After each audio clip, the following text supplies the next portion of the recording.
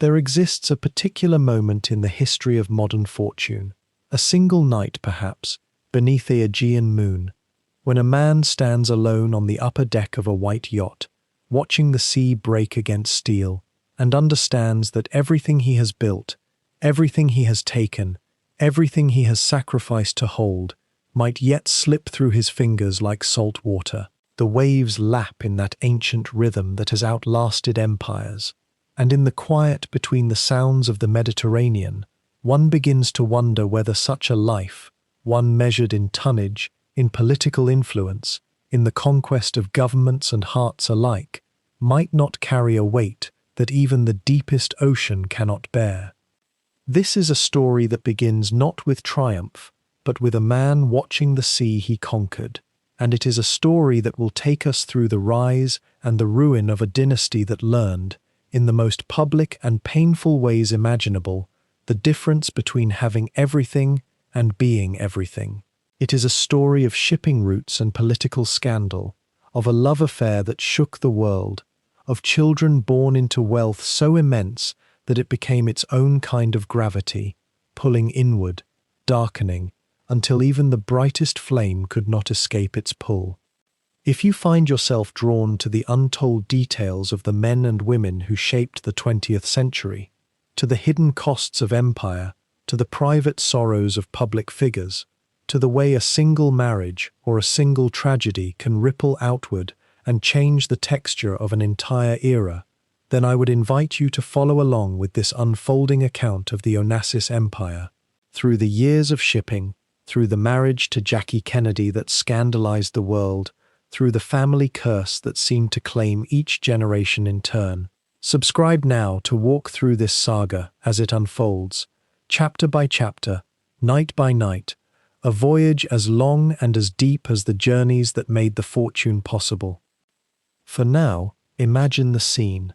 The yacht is vast, not a boat, never a boat, but a floating palace of Greek marble and Italian design, with a swimming pool inlaid with mosaic tiles that once graced villas in ancient Rome, with a dance floor that has held the feet of royalty and artists, and the restless wealthy of 3 continents.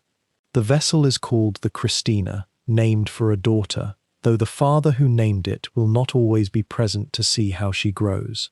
The ship moves through waters that have been traveled for 3,000 years, by Phoenician traders, by Venetian merchants, by Ottoman galleons, by the modern merchant fleets that carry the oil and the goods that keep the world turning.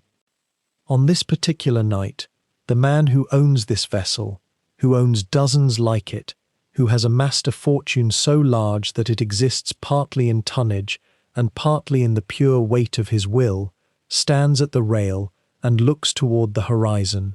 The moonlight catches the white paint of the hull, and the sea below is the color of polished silver. Around him, the Mediterranean is vast in that way that only water can be vast, not empty, but full of history, full of the ghosts of every ship that has ever sunk beneath these waves, full of the dreams of every merchant who has ever tried to master the impossible business of moving goods across the world. He is a man in his 60s now, though the exhaustion that shows in his face sometimes makes him look older, and other times, when anger or ambition flares, makes him look younger, as though he might still outrun his own mortality through sheer force of personality. He is small in stature, no more than 5 feet 8 inches, but he has learned that size is only one measure of power, and often not the most important one. His face is lined, his hair is grey, but his eyes remain the eyes of a man who has spent his entire life calculating the value of things, ships and governments, beauty and influence, the price of love and the cost of ambition. The waves continue their ancient work, indifferent to his presence, indifferent to his wealth, indifferent to the empire he has built on the principle that the world's goods must move, must flow, must be transported across the impassable distances that separate continents and connect them. In the distance, the lights of some island, a place so small that most people will never visit it, never even know its name, puncture the darkness. Somewhere down there, in villages that have existed for centuries, people sleep in houses made of stone, their lives structured by seasons rather than by quarterly earnings, by tradition rather than by the hunger for more. What would it be like, one might wonder, to have accumulated so much that accumulation itself no longer brought satisfaction? What would it mean to have bent governments to your will, to have married beauty, to have fathered heirs to a dynasty, and yet to stand alone at night on a yacht in the Aegean, watching the sea that made you rich continue its work, regardless of whether you are present to witness it?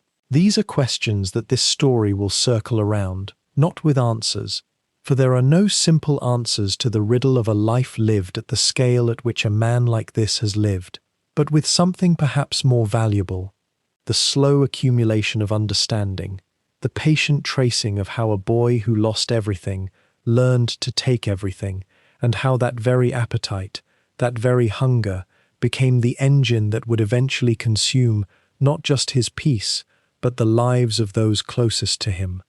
The ship moves forward through the night. The white hull parts the dark water.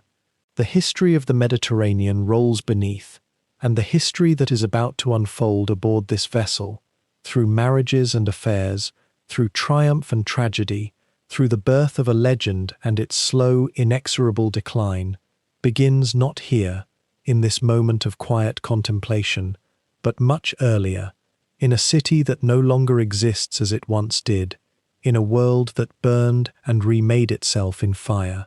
There exists a particular kind of silence that falls over great wealth, a quiet that descends when all the noise of acquisition has finally stopped, and the owner sits alone in a room lined with the spoils of his own ambition. This is not the silence of peace. It is something else entirely. The sound of a man listening to the echoes of his own choices reverberating through decades, through continents, through the lives of those who loved him and those who depended on him.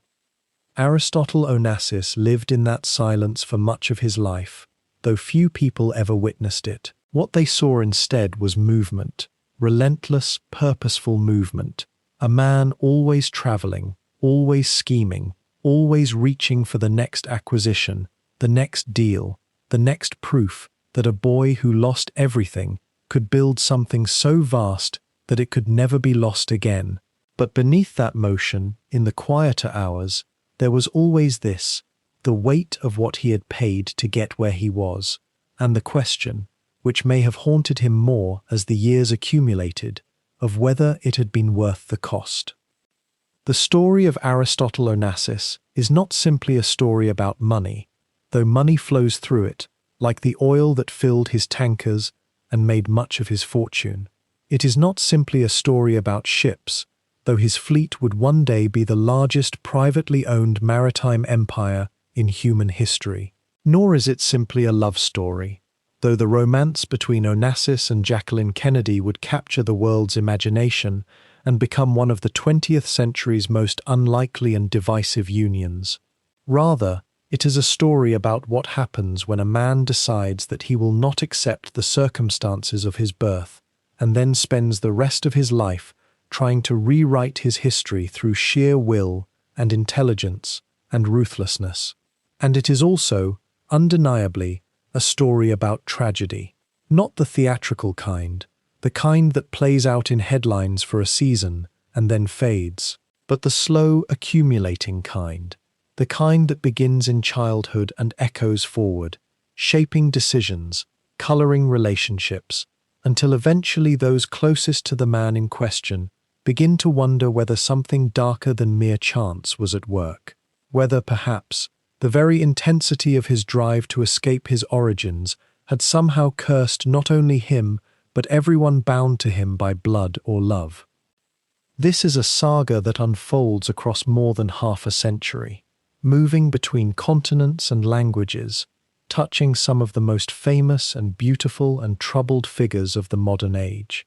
It begins in a burning city and ends in the quiet waters of a private island in the Ionian Sea. It involves the rise and fall of shipping fortunes, the secret workings of international maritime law, the dazzling and fractured world of post-war European high society, and the interior lives of two of the most famous women of their time, a woman who was born to opera and a woman who was born to power, each of whom loved this complicated man in their own way, and each of whom paid a price for that love.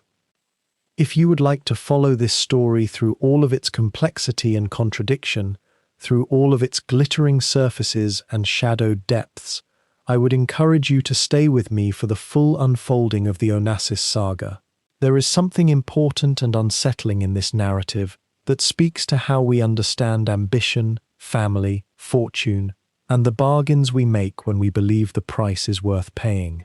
Subscribe now so that you do not miss a single chapter of this extraordinary and cautionary tale, from the flames of Smyrna to the mystery of a family's undoing. We will begin in the place where it all truly started, not with Aristotle himself, but with the world into which he was born, a world of merchant dynasties and ancient trade routes, of cosmopolitan ports and multicultural abundance. We will walk the streets of Smyrna before it burned, before the fortune that had sustained his family for generations went up in smoke and forced a young boy to remake himself entirely. And as we do, you will come to understand that every choice Onassis would ever make, every risk he would take, every boundary he would cross, was born from the night when a thriving empire was reduced to ash, and a child was forced to decide whether he would survive in the ruins or let the ruins define him forever. The question that haunted the early years of his life, and perhaps never fully left him, was simple. Could a boy born to comfort, but stripped of everything he thought was his, could such a boy ever truly feel secure again? Could he ever stop running? Could he ever believe that what he had built would not one day be taken from him as completely and suddenly as Smyrna had been taken from the merchant families of the Ottoman Aegean? These are questions that will echo through the decades ahead. They will shape the nature of his marriages, the way he raised his children, the very architecture of his business decisions, and they will help us to understand, as we move deeper into his story, why a man with so much could seem, to those closest to him, to have so little peace. The ground we are about to cover is vast and sometimes tragic, sometimes glittering and full of beauty. It is a world of marble and mahogany, of endless ocean horizons, of champagne dinners and whispered scandals in the drawing rooms of princes and film stars. But it is also a world of longing, of hunger that no amount of wealth could quite satisfy, of a man perpetually trying to outrun the ghosts of his childhood. And so, as you prepare for this journey, as you settle deeper into the kind of listening that this story requires, know that we will move through time slowly, deliberately, taking the measure of each moment as it unfolds. We will not rush. There is no need to rush. This is a tale that has waited decades to be told properly, and it is a tale that rewards patience and attention. Consider for a moment what it means to inherit trauma instead of wealth. Consider what it might do to a person, to a family, to an entire legacy, when the founding impulse is born from desperation rather than contentment. And then, holding that thought gently in your mind, allow yourself to drift back with me, back more than a century, to a port city in the Eastern Mediterranean, where a boy whose name would become synonymous with unlimited wealth was born into privilege and then, almost immediately, into loss. This is the Onassis story. This is where it begins. To understand the man who would one day command the seas, we must first return to a city that no longer exists, at least not in the form it took in the early years of the 20th century, when a boy named Aristotle Socrates Onassis first opened his eyes to the world. Smyrna in 1906 was a revelation of layered worlds. Picture, if you will, a port city on the Aegean coast, where the scent of salt and commerce mingled with the spices flowing in from deeper into Anatolia. The Ottoman Empire was fraying at its edges by then, slowly releasing its grip on territories it had held for centuries, and in that uncertain space, certain cities bloomed with a particular kind of energy, the energy of people who knew their time might be short, who built and traded and loved with an intensity born of that knowledge. Smyrna was such a place. The Onassis family into which young Aristotle was born occupied a particular stratum of this floating world. They were Greek, yes, but Greeks of a special sort, the merchant Greeks of the diaspora who had made Smyrna into one of the Mediterranean's great trading posts. His father, Socrates, was a successful tobacco merchant with connections that spread across multiple continents and multiple systems of power. The family lived well, comfortably, in the manner of people for whom money was not an anxiety, but a tool, a fact of life as ordinary as breathing. This was not Constantinople's ultra-wealthy elite, nor was it the struggling masses of the harbour's lower districts. It was the cultivated, moneyed middle-upper world, where languages were spoken as naturally as someone might wear different coats depending on the weather. Do you know what it means to grow up in such a city, in such a family, at such a particular moment in history? The boy Aristotle would have heard Greek at home, certainly, but also Turkish, French, Italian, perhaps Armenian.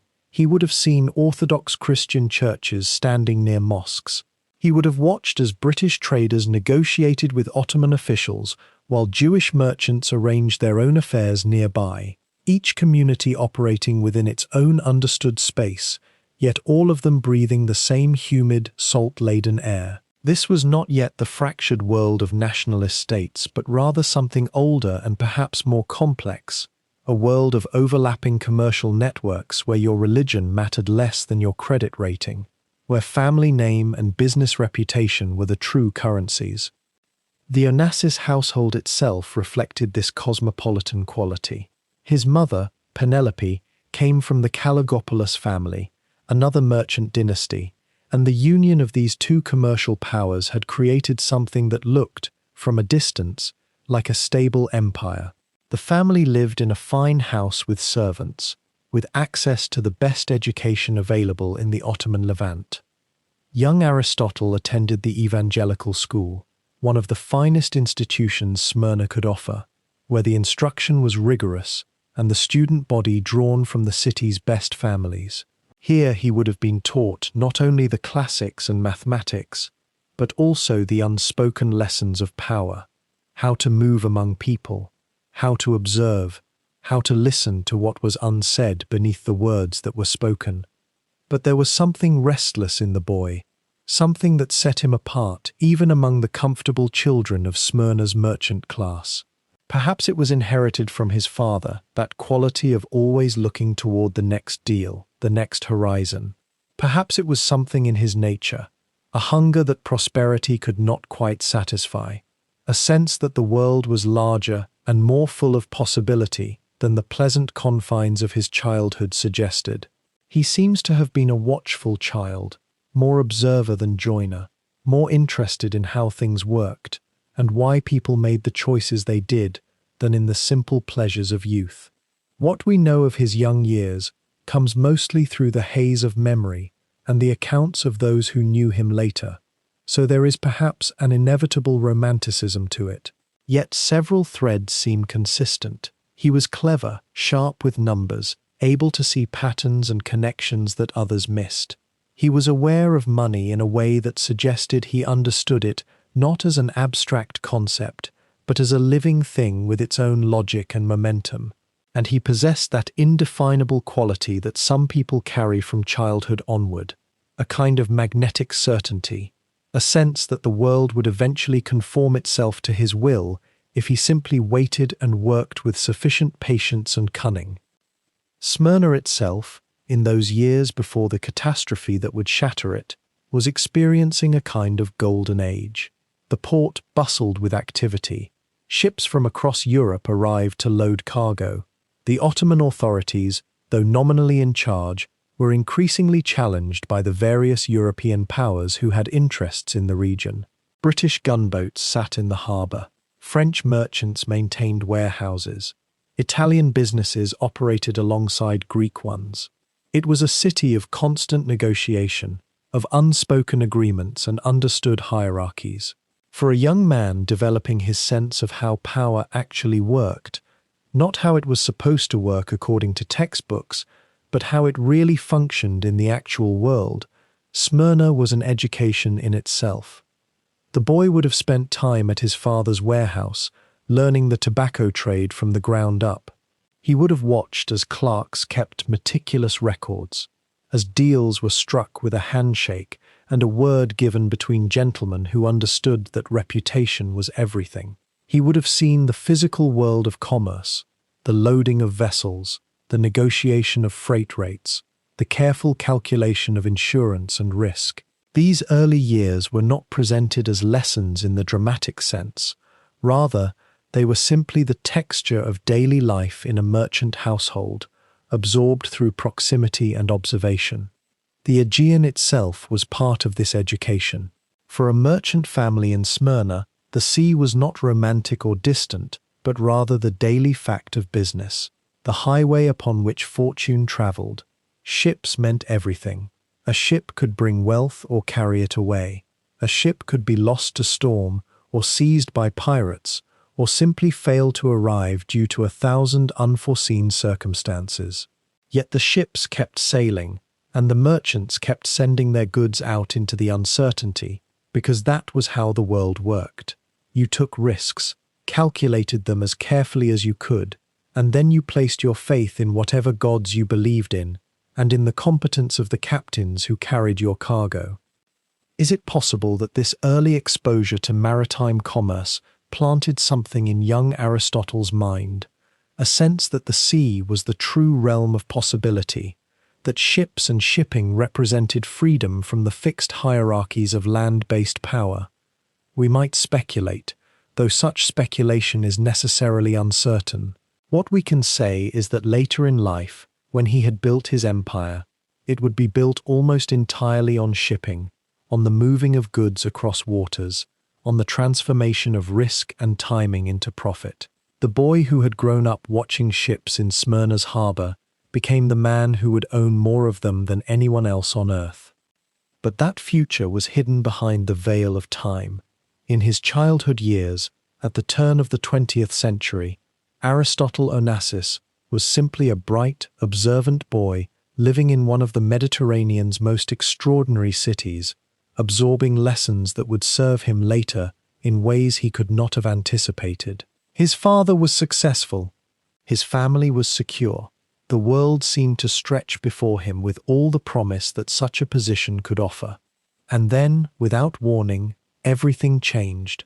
Not gradually, not with any preparation or kindness in the transition, but suddenly, and with a violence that would reshape not only his life, but the life of the entire city in which he had grown up. The question of what transforms a privileged child into a man capable of building empires through sheer will and cunning, that question would find its answer in the years immediately ahead, in an event so catastrophic that it would erase much of the world he had known, leaving only memory and hunger in its place. The year was 1922, and the world Aristotle Onassis had known since childhood was burning. Not metaphorically. The great port city of Smyrna, on the Aegean coast of what is now Turkey, was literally consumed by flame, and in that catastrophe lay the first and perhaps most formative wound of his life, the rupture that would teach a 16-year-old boy that security is an illusion, that fortune can vanish in the smoke of a single terrible day, and that survival itself becomes a kind of hunger that never quite goes away. Before the fire, Smyrna had been a jewel. Picture it for a moment, a thriving Mediterranean port, where Greeks, Armenians, Jews, Turks, and Levantines walked the same streets, where merchant families accumulated wealth across generations, where the Onassis clan occupied a position of considerable comfort and reputation. Aristotle's father, Socrates Onassis, was a successful tobacco merchant and moneylender, a man of means and established standing. The family lived well, the boy attended good schools, There was every reason to believe that his life would follow the trajectory of a comfortable merchant heir: education, marriage into another prosperous family, gradual assumption of his father's business interests, a quiet accumulation of further wealth and respectability. Then came the Asia Minor catastrophe, as it came to be known in Greek history. The Greco-Turkish War had been grinding on, a bitter conflict over territory and identity, and by September 1922, the Turkish nationalist forces had turned the tide decisively against the Greek army. As the Turkish troops advanced towards Smyrna, the city descended into panic. Hundreds of thousands of Greeks and Armenians who had lived there for centuries suddenly faced the prospect of massacre or displacement. And in the chaos, whether by deliberate Turkish military design, or by mob violence, or by some terrible combination of both, the historical record remains contested. Smyrna caught fire. The flames spread with terrifying speed through the city's densely packed neighborhoods. For 3 days and 3 nights, the conflagration consumed the commercial quarter, the harbor district, the residential streets where families had built their lives. The Onassis family home was among the buildings that burned.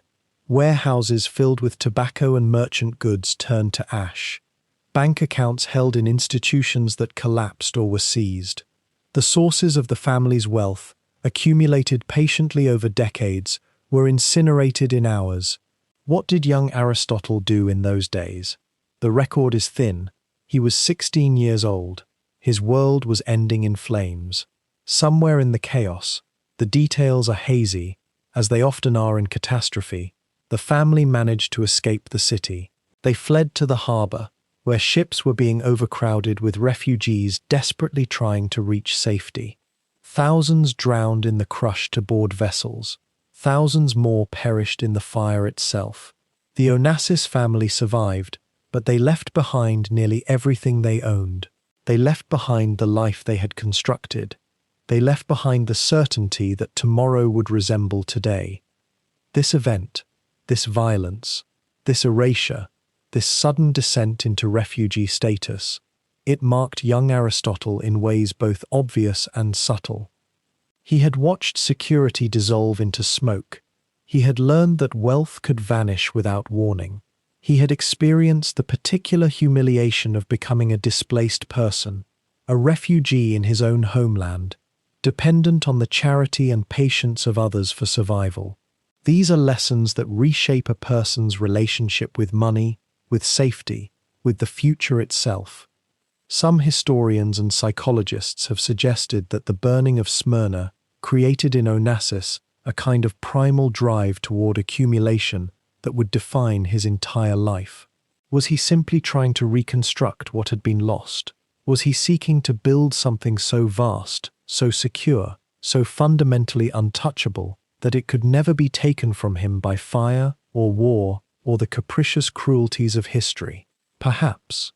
Or perhaps that is too neat a narrative, too simple a cause and effect explanation for a life that would prove far more complex and contradictory. But it seems undeniable that the young man who emerged from Smyrna was fundamentally different from the child who had lived there. He was harder, he was hungrier, he was aware in a cellular way that the world could turn on you in an instant, and that the only protection against that turning was to move faster than it could reach you, to accumulate more than it could take, to become too important, too valuable, too connected to be easily destroyed. The family's immediate trajectory after the fire was chaotic. They made their way to Athens, the capital, where Socrates Onassis attempted to rebuild his tobacco business from nothing. But Athens in the 1920s was itself economically fragile, flooded with hundreds of thousands of other refugees from the Asia Minor catastrophe, all competing for the same limited resources and opportunities. The competition was fierce. The prospects were dim. A man rebuilding from ruin at middle age, with a family to support and no access to the capital he once commanded, faces steep odds. Aristotle, now the eldest son, and bearing some unspoken burden of family restoration, had to grow up faster than his years. He abandoned his schooling to help his father in the tobacco trade. He learned the practical side of business: negotiation, supply chains, the art of making something from very little. He was, by all accounts, shrewd even as a teenager, observant, willing to work, but he was also restless. The opportunities in Athens felt constrained, the reconstruction too slow. The boy who had lost everything once understood, perhaps instinctively, that the only way to ensure it would never happen again was to accumulate power elsewhere, beyond the reach of whatever calamities might engulf Greece itself. His thoughts began to turn outward, toward the wider world. The question that would have been forming in his mind, though probably not in these exact words, was something like, if I cannot be safe here, if I cannot rebuild what was lost in Athens, where can I go? Where are the opportunities large enough that I might not just recover what was lost, but transcend it?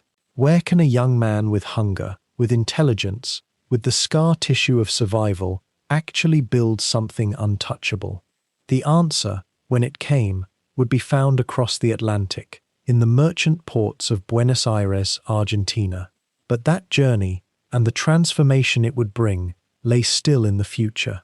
For now, in the grey years of the 1920s, in the struggling streets of Athens, Aristotle Onassis was simply a young man learning the fundamental truth that would shape all his choices to come, that the only security in an uncertain world is one you create yourself, and that such creation demands everything you have.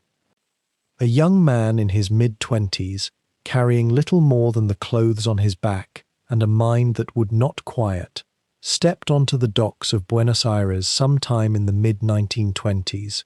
The year matters less than the fact that Aristotle Onassis had made a choice that most of his contemporaries would have seen as reckless, perhaps even mad. With his family's fortune still settling into ash across the Mediterranean, with no capital to speak of, and no inherited position to protect him, he had simply left, not backward, toward the certainties of what remained of the Levantine merchant world, but outward, westward, into the vastness of Argentina, where a man with nothing could at least pretend he had everything to gain. Buenos Aires in those years was itself a kind of rebirth, a city of European immigrants, Argentine landowners grown suddenly wealthy from cattle and grain, and a restless, speculative energy that permeated the streets like the smell of the River Plate. It was not a place of ancient tradition or settled hierarchies. It was a place where a person could begin again, and Onassis, who had already lost everything once, understood this in a way that only those who have known hunger can understand it. There was freedom in having nothing left to lose. There was a peculiar kind of clarity. What he brought to this new world was not money, but something perhaps more valuable in that moment: the memory of merchants and trading routes, the family knowledge accumulated across generations in Smyrna. He had grown up watching men calculate risks and margins, watching them navigate between empires and currencies, and though the family fortune was gone, the instinct remained, the hunger remained, the ability to see the gap between what something cost and what someone would pay for it.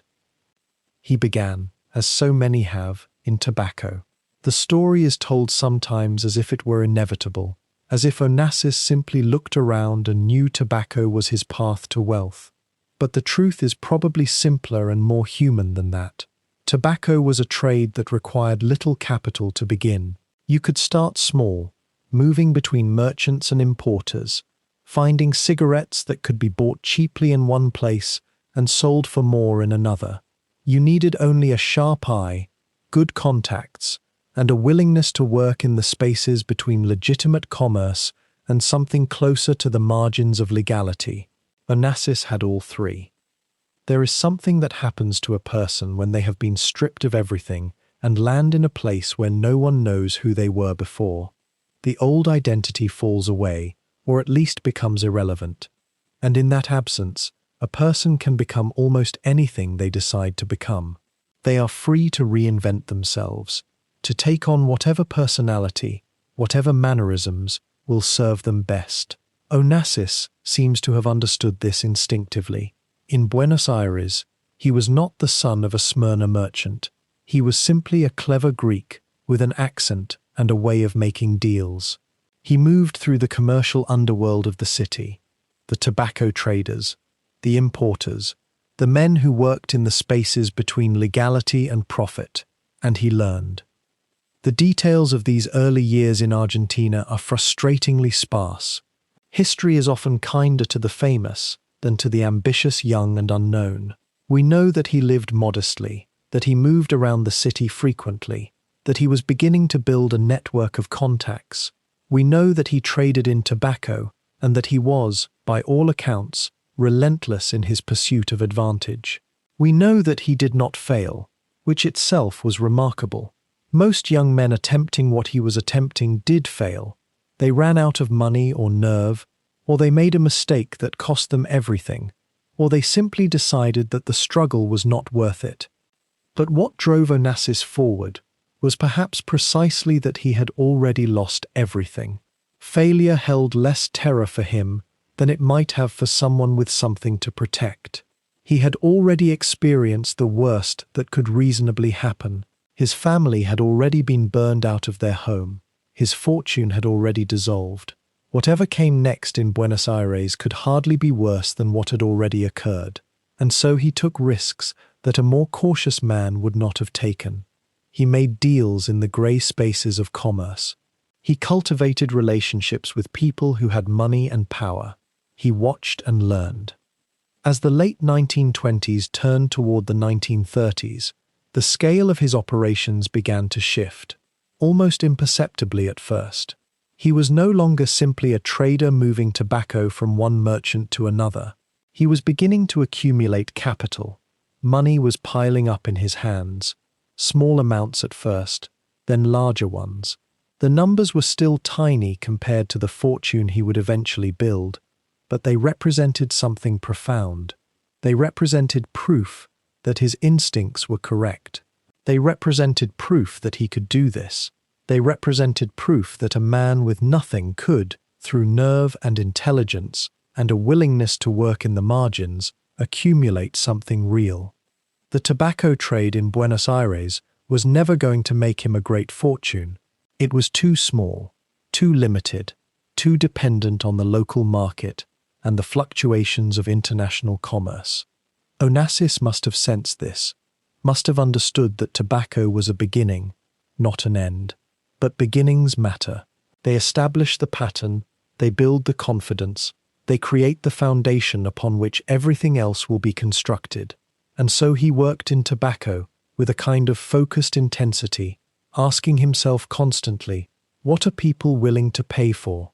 What gaps exist in the market? What do people need that they cannot easily get? Where is the inefficiency that I can exploit? These are the questions that occupy the minds of traders everywhere, in every era. But there was something particular about the way Onassis asked them, something that went beyond simple profit-seeking. He was not content to be a small trader for life. He was asking these questions in order to understand the deeper patterns of commerce itself, the way that value moved through the world, the way that a person could position themselves at the intersections where value flowed most abundantly. He was learning to think like an empire builder, even while he was still a young man with very little empire to build. By the early 1930s, Onassis had accumulated enough capital to make a choice. He could have remained in Buenos Aires, building his tobacco operation into something more substantial. He could have settled into a comfortable middle-class life, married one of the daughters of a wealthy Argentine family, become a pillar of the Greek community in the city. But that was not who he was. Something in him was still restless, still hungry. The memory of Smyrna and its fire, the memory of his family's swift collapse, had planted in him a kind of urgency that ordinary life could not satisfy. He wanted more. He wanted it more intensely than most people want anything, and he was starting to have the resources to pursue that want. So he looked outward again, away from Buenos Aires and back toward the sea. Not back to Greece, not back to the Mediterranean where he had begun, but toward the great ocean of international commerce, toward the networks of shipping and trade that connected the world together. And he began to ask himself the same question that a whole generation of bold, hungry men were asking at that exact historical moment. What if I stopped thinking small? What if I took everything I have learned about moving goods from one place to another, everything I have learned about finding value in the gaps of the market, and applied it to something truly vast? What if I applied it to ships? The young man who arrived in Buenos Aires in the late 1920s carried almost nothing, a few changes of clothes, the memory of loss, and an instinct for motion that had been burned into him by fire. Those first years in Argentina were lean and restless, a time of small tobacco deals and smaller victories, of learning how to move money in the shadows of a foreign city, of understanding that if you could not return home, you must build a new one from whatever the world would trade you. By the early 1930s, as the Depression tightened its grip around the necks of businesses everywhere, Onassis had accumulated enough capital, enough credibility, enough of a reputation as a man who could find value in apparent worthlessness, that he began to see the outlines of something larger. The shipping world, you understand, was in free fall. Cargo ships that had cost fortunes to build were rusting in Canadian ports, their owners bankrupt, their hulls deteriorating in the salt air. It was, to many observers, a wasteland. To Onassis, it was an opportunity that would never come again. In 1932, at the age of only 25 or 26, his exact birth year would remain characteristically murky throughout his life. He made his first truly consequential gamble. He purchased 6 aging freighters from Canadian sellers who were desperate to offload them, men whose businesses had collapsed and who needed to convert even these worthless-seeming vessels into whatever cash they could recover. The ships themselves were modest by later standards, hardly the gleaming leviathans that would eventually bear his name, but they represented something far more precious than their physical value. They represented freedom. Each ship held a flag. Each flag meant access to trade routes, to ports, to the possibility of carrying goods between nations, while every other competitor was retreating into bankruptcy and paralysis. Do you sense the elegance of it? While everyone else saw only loss, Onassis saw the skeleton of an empire waiting to be clothed in flesh and ambition. The Depression had created an eerie opportunity. Shipping companies that had once seemed invulnerable, that had lauded their superiority over smaller operators for generations, were now collapsing under the weight of their own fixed costs and their inability to secure cargo. The great shipping families of Europe and Britain, those old houses with centuries of tradition and reputation, found themselves trapped by the very scale that had once been their strength. Their massive fixed overheads, their union obligations, their pride. These things became anchors rather than assets. Onassis, by contrast, had almost nothing to lose and everything to gain. He owned these 6 ships outright now, or nearly so. He owed nothing to tradition. He owed nothing to established shipping consortiums. He could move fast. He could think unconventionally. He could accept contracts that the established companies would consider beneath their dignity. The small routes, the uncertain cargoes, the destinations that other shipowners had abandoned. What is perhaps most remarkable, in retrospect, is how deliberately he seems to have understood his own position. He was not a sentimental man, and he was not burdened by the weight of family reputation or historical precedent, because his family's reputation had been incinerated in Smyrna. That childhood trauma, that absolute loss, appears to have liberated him psychologically in ways that his competitors, who had always expected to inherit stable fortunes and maintain established positions, could never quite achieve. They were falling from heights. He was climbing from the rubble. The psychological difference is vast. One creates desperation and paralysis. The other creates clarity and hunger.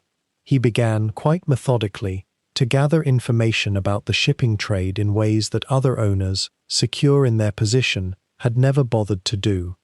He studied maritime law in different jurisdictions, learning how to use flags of convenience, the registry of ships under different national flags, often of smaller nations, to reduce his costs and navigate the complex regulations that constrained the established operators. This was not, at the time, illegal or even particularly controversial, though it would later attract criticism from those who saw it as a kind of regulatory arbitrage. It was simply a new way of thinking about an old business. The British and Norwegian shipping families had built their fortunes on a set of assumptions about how shipping worked, and those assumptions were beginning to crack under the pressure of the Depression. Onassis, unburdened by those assumptions, could invent new ones. The 6 freighters he had purchased began to move. They carried cargo where others sat idle. They earned money, however modestly, during a time when most vessels were earning nothing. And as they earned, as he ploughed those small profits back into acquiring more ships, the scale of his operation began to shift, almost imperceptibly at first, and then with unmistakable acceleration. By the mid-1930s, only a few years after his initial purchase, he had expanded his fleet considerably. He was no longer an ambitious young man with 6 ships. He was becoming a shipping operator of genuine consequence, and the transformation had happened during the worst economic collapse of the modern age, a period when every conventional expectation would have suggested that no such expansion was possible. This is the moment, really, when the foundation of the Onassis Empire was laid, though few people outside the shipping industry paid attention. There were no headlines, no society photographs, no breathless accounts in the newspapers. It was the slow, unglamorous work of accumulation and strategic thinking, the kind of work that builds empires but does not make for romantic storytelling. He was still living modestly in Buenos Aires, still dealing with details that a man of established wealth would have delegated to underlings. But the principle was being established that would animate his entire life. In chaos, there is opportunity. In the rubble of other people's certainties, a man with nerve and clarity can build something magnificent. The Depression was allowing Onassis to compress decades of slow advancement into a handful of years. The world was destroying itself economically, and he was quietly gathering the means to dominate one of the invisible but essential industries that would be needed to rebuild it. By the time Onassis had accumulated those first 6 freighters in the Depression's dark years, he had begun to understand something that would become the spine of his entire philosophy. The shipping business was not, at its heart, about ships at all. It was about knowing the invisible architecture that held the world's trade together, and then learning to move quietly within it, unseen and untouched by the rough currents that swept other men overboard. Those Canadian vessels, purchased when their value had fallen so low that conventional shipowners considered them scrap, became his classroom. Night after night in his modest Buenos Aires office, by lamplight that cast long shadows across ledgers and charts, Onassis studied not merely the technical specifications of his fleet, but the vast, almost mysterious system of laws and registrations and national flags that governed who could sail where, when, and under what conditions. This was not the sort of knowledge that came from naval academies or the inherited wisdom of shipping families who had worked the same routes for centuries. This was the knowledge of a man who had lost everything and therefore had no inherited prejudices about how things were supposed to be done.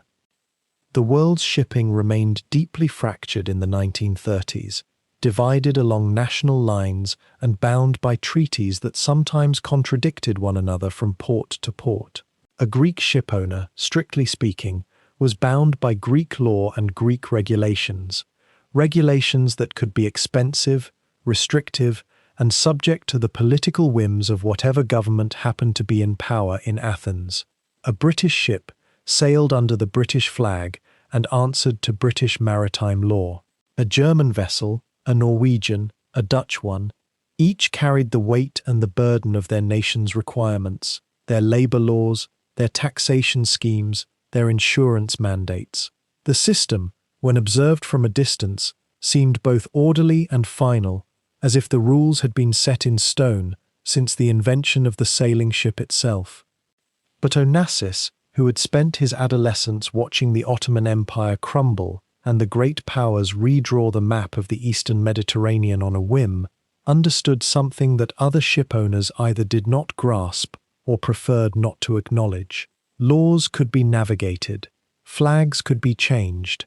The system, while appearing rigid, was actually astonishingly porous to a man who understood which doors to knock on and what language to speak when they opened. In Panama and in Honduras, small nations with minimal shipping industries of their own, but with significant strategic importance to larger powers, there existed a curious opportunity. These countries, looking to build revenue streams and to establish themselves as maritime powers, began to offer what became known as flags of convenience, the ability for a foreign shipowner to register a vessel under their flag, thereby bringing the vessel under their jurisdiction rather than that of the owner's home nation. To the shipowner, the advantage was immediate and substantial. He could avoid certain costly labor protections. He could navigate tax obligations in ways that would have been impossible under his native flag. He could employ cheaper international crews who would never have been permitted aboard a British or Greek vessel registered at home. He could move with an agility that his competitors, bound by older laws and older ways of thinking, simply could not match. The practice, it should be noted, was entirely legal. At least, it existed in the shadowy borderlands where legality and convention diverged. Nobody was breaking laws in the traditional sense. Rather, certain men had simply perceived that the law was not a fixed wall, but a landscape with valleys and passes, and they were walking through them. The established shipping families, many of them venerable and conservative, viewed these practices with a mixture of disapproval and helplessness. To register a vessel under a flag of convenience seemed somehow disreputable, a betrayal of the dignity that true shipowners carried. But Onassis felt no such qualms. He had been dispossessed once. He would not willingly carry the extra weight of convention when lightness was available. Through the mid-1930s, as the Depression's grip remained relentless, and as European politics grew darker with each passing year, Onassis began systematically registering his growing fleet under Panamanian colors. With each vessel so registered, he found himself swimming faster, while others were still learning to move. His crews could be hired at lower wages than their counterparts aboard British or Greek ships. His operating costs shrank. His profit margins, even in an era of depressed freight rates, began to widen. And crucially, his ships could move through complex geopolitical waters with a neutrality that would have been impossible for vessels bearing more prominent national colors.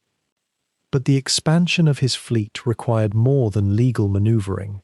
It required a form of diplomacy so subtle that it barely qualified as diplomacy at all, a quiet understanding between himself and the governments and port authorities whose cooperation he needed. Onassis developed, over these years, a reputation for being a man who could be reasoned with, who understood that every port official and every government minister had concerns beyond the purely maritime. He was generous, but never crudely so. He was attentive to the needs of the men in power in the places where he did business, but always maintained the courtesy of plausible deniability. When a port had economic troubles, Onassis had a habit of placing orders for repairs and supplies that happened to benefit local businesses. When a government faced fiscal pressure, he somehow found ways to increase the tonnage he registered in their waters, bringing them registration fees they desperately needed. And when he needed a favor, a special dispensation, a regulatory exception, the overlooking of a technical violation, he had cultivated enough goodwill that such requests could be made, heard sympathetically, and granted without any formal acknowledgement that anything untoward had occurred. This was a form of power altogether different from the traditional prestige of the old shipping magnates. They held power through family name, through historical precedent, through the weight of tradition and established relationships. Onassis held power through utility, through the keen perception of what others needed, and through his willingness to provide it without complaint or public fuss. A minister did not wake up one morning to find that Onassis had humiliated him or made demands that compromised his dignity. Rather, over time, that minister would gradually come to understand that his relationship with Onassis was mutually beneficial, and that severing it would require him to explain why he was rejecting an arrangement that seemed to benefit everyone involved. By the end of the 1930s, Onassis's fleet had grown to perhaps 24 vessels, a modest collection by the standards of the great shipping magnates, but notable for its efficiency, its adaptability, and the speed with which it had been assembled. He had learned the rhythms of the maritime world well enough to move with unusual grace through it, bending rather than breaking the formal structures that governed international shipping. He had not become wealthy by the standards of the truly great fortunes of his era, but he had become something perhaps more important.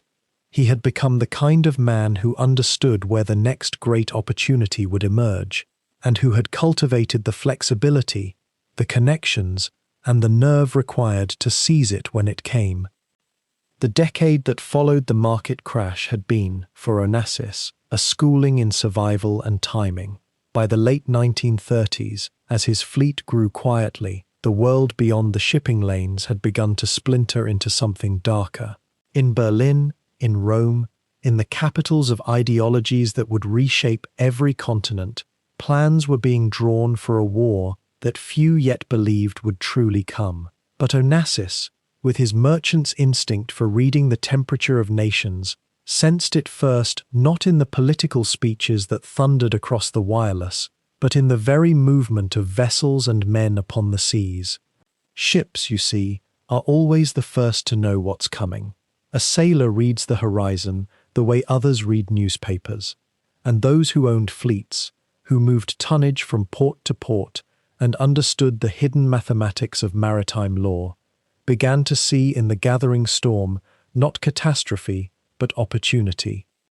War, when it finally arrived in September of 1939, seemed at first a distant thunder to those who had built their fortunes on peaceful trade. But within months, the entire machinery of global commerce began to transform. Governments seized vessels, navies requisitioned merchant ships for troop transport.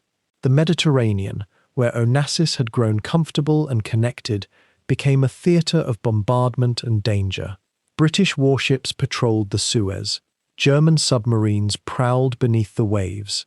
The ordinary routes by which goods had moved for centuries became either impassable or lethal. Most shipowners watched their fortunes crumble, but Onassis, and a handful of men like him with the nerve to act when others froze, began to see the mathematics shift in their favour. Consider the simple fact: the Allies needed vessels. They needed them desperately. Transport ships were being sunk faster than they could be built. There was a hunger, insatiable and immediate, for tonnage. And Onassis, who had spent a decade assembling a fleet of modern, efficient ships, found himself suddenly possessed of something invaluable. He was also, it should be said, a man without the burden of rigid nationalism. He was Greek by birth and temperament, but he was first and always a merchant. This meant that the flags of convenience that he had learned to navigate in the Depression, the legal architecture by which a ship registered in Panama or Liberia, but owned and operated by Greeks, could move through international waters, became his greatest advantage. These flags allowed him to slip between the cracks of wartime regulation. A Greek shipowner could conduct business with governments and corporations that could not, for reasons of propaganda or law, be seen trading directly with the Axis powers, and yet business, inexplicably, found its way through. There are still questions, lingering and never wholly answered, about exactly which vessels carried what cargo during those years, and to whom. Historians and investigators have long wondered whether some of Onassis's ships, under names and flags that bore no obvious connection to him, may have traded with Sweden, which was neutral but supplied Nazi Germany with crucial iron ore.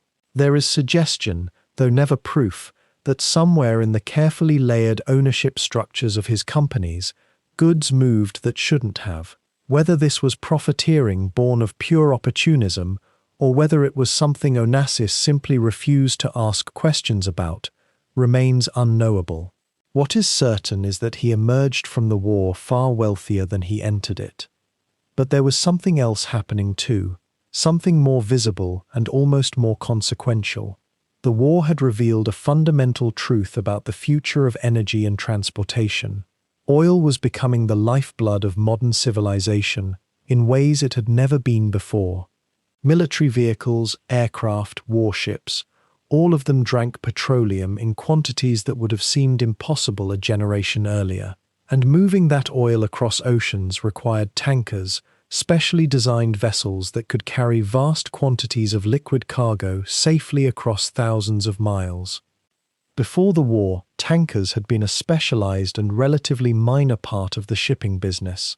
Bulk cargo, grain, coal, ore, that was the meat of shipping. But as the war progressed and ended, and as the world began its slow reconstruction, the appetite for oil only grew. American oil companies in particular began to plan for a post-war world in which petroleum would be pumped from the ground at unprecedented rates and shipped everywhere. They would need vessels, many vessels, hundreds of them, eventually thousands. Onassis saw this coming, the way he seemed to see so many things before they were yet visible.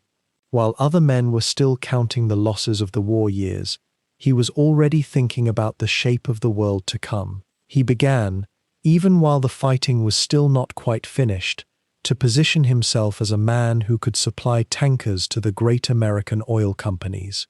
He cultivated relationships, he made promises, he demonstrated that he had the capital, the contacts, and the hunger to build a fleet that could move the lifeblood of the modern age from the wells of the Middle East to the refineries and ports of the Western world. The post-war years, then, would not be a period of recovery for Onassis. It would be a period of explosion. The hunger for tonnage that had begun during the war would only intensify as peace returned and the machinery of global commerce began to churn at speeds never before achieved. And a man who had positioned himself precisely at the center of that machinery, who had the legal structures in place to navigate it, who had the relationships and the reputation to execute deals at scale, such a man would not merely recover his fortune, he would multiply it beyond measure. And perhaps more importantly, he would do so in the shadows, where the truly enormous fortunes are always made, in the spaces between law and interpretation, between flags and ownership, between what is written on paper and what actually happens on the open sea. The world that emerged from the ashes of 1945 was not the world that had gone to war. Entire cities had been flattened. Supply chains that had moved through Europe and Asia for centuries had been shattered into fragments. And yet, in this rubble and hunger and reconstruction, there existed an almost frantic appetite for one commodity above all others: energy, oil. The machinery of modern life demanded it, and the machinery demanded to move it across oceans that had only just stopped being battlefields. Aristotle Onassis understood something that many shipowners of his generation had missed or chosen to ignore. The future of shipping was not in the graceful passenger liners that had once defined the industry, those floating palaces of the 1920s and 30s. The future was in bulk, in volume, in the deliberate, unsexy, utterly transformative business of moving raw materials from one shore to another in quantities that would have seemed unimaginable only a decade before. The supertanker was a concept being born during these years, a vessel that could carry crude oil in quantities so vast that a single ship might transport what 100 smaller vessels had once carried. And Onassis, With the capital he had accumulated through the Depression and the war years, and with a peculiar combination of fearlessness and opportunism that seemed to accelerate as the post-war boom gathered momentum, positioned himself at the very center of this revolution. Picture, if you can, the scale of what was unfolding. The Marshall Plan was beginning to rebuild Europe. American factories, having never been touched by enemy bombs, were producing goods at staggering rates. Japan, vanquished and occupied, would soon be rebuilt. The Soviet Union, though devastated, was industrializing with grim determination. All of this required oil, tankers, ships that could move petroleum across the Atlantic, around the Cape, through the Suez Canal, in quantities and at speeds that would have seemed like fantasy to shipowners of the previous generation. Onassis began to build, not merely maintain his fleet or add a ship here or there, but to construct an armada with a kind of singular focus that suggested he could see something others could not yet see. He ordered supertankers from the great shipyards of Scotland, of Sweden, of Denmark. He understood that these vessels represented not just the future of shipping, but the future of power itself. Oil moved the world, oil was wealth, oil was influence, and the man who moved oil across oceans would become, in a very real sense, indispensable. By the early 1950s, the scale of his holdings had become difficult to comprehend, even for those who tracked such things closely. He did not own one or two massive tankers. He owned dozens, scores. The fleet grew with an almost organic momentum, each new vessel enabling investments that could purchase the next. He acquired ships with names that became legendary in maritime circles: the Olympic, the Artemisia, vessels whose grey hulls carved through seas from the Arabian Gulf to the refineries of the American East Coast. There was something almost mathematical about his approach. He did not simply own ships. He understood the geometry of global trade, where oil was pumped from the ground, who needed it, how it had to be moved, what routes were shortest, what governments might offer incentives or concessions for their oil to be transported in a particular nation's vessels. He played this vast game of maritime chess with a patience and a strategic imagination that his competitors found either admirable or deeply unsettling, depending on their perspective. The post-war years also saw the emergence of what is sometimes called flags of convenience, though the terminology itself contains a kind of quiet admission. Onassis registered many of his vessels under the flags of small nations, Panama, Liberia, Honduras, rather than under the Greek flag itself. This was partly a matter of taxation and regulation, partly a matter of the complex international laws that governed shipping. It also meant that his empire existed in a space that was, to some degree, beyond the full reach of any single government. His ships moved through waters they answered to, ultimately, themselves. The oil companies themselves, the great international majors like Standard Oil and Shell and British Petroleum, came to rely on Onassis and shipowners like him, though Onassis was becoming distinctly the largest. They needed independent tanker operators with the capacity and the connections to move crude oil to the refineries where it could be processed and sold. A symbiotic relationship emerged. Onassis needed the steady contracts that long-term deals with oil companies provided. The oil companies needed someone with the capital and the nerve to build and operate the massive vessels their expanding operations required. By the mid-1950s, the numbers had become staggering. Onassis controlled a tonnage, the measure of a ship's capacity, that exceeded that of many small nations' entire navies. He was, by most measures, the largest private shipowner in the world. Not the wealthiest necessarily, though he was growing wealthier at a pace that seemed almost difficult to track, but the largest, the most significant, the man whose fleet, if arranged in a line, would stretch for many miles across the open ocean. What drove this endless accumulation? It was not merely greed, though greed was certainly present. There was something in Onassis, some hunger, that had its origins perhaps in the flames of Smyrna, in the family fortune lost, in the young man who had arrived in Buenos Aires with only his wits and his determination. The accumulation of ships was accumulation of power, yes, but it was also accumulation of vindication. He was becoming, in the eyes of the world, a man who could not be diminished, a man who had clawed his way from nothing to this. The post-war shipping boom had created a window of extraordinary opportunity, and Onassis had recognized it earlier and more clearly than almost anyone else. He had the capital to invest when others hesitated. He had the imagination to see what the world would need before the world itself quite knew. He had the constitution, the almost inhuman resilience, to negotiate with governments and corporations and the complex web of international maritime law, always pushing, always expanding, always asking what was possible, rather than accepting what was easy. The Christina had been his first great yacht, built in the late 1950s from a former Canadian minesweeper.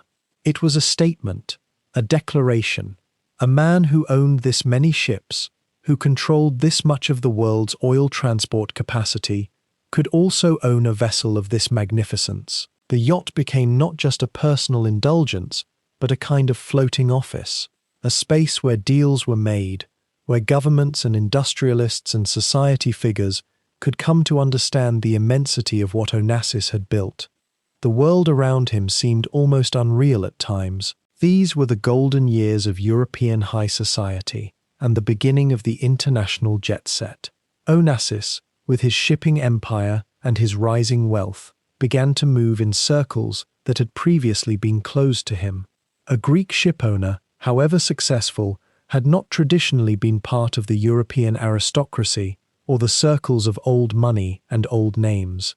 But Onassis was writing a new kind of history. He was showing that a man with capital and nerve and patience could rewrite the rules about who belonged where. The post-war boom that had made him seemed almost natural and inevitable in the moment, but it was not. It was a specific conjunction of historical forces, the reconstruction of the world, the rising demand for energy, the technological emergence of the supertanker, the vulnerability of traditional shipping empires weakened by war, the existence of a man with the clarity of vision to see all of this and act.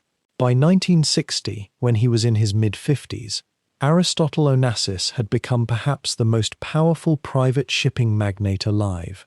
The work of accumulation that had consumed his adult life had produced, at last, something approaching the dominion he seemed to require.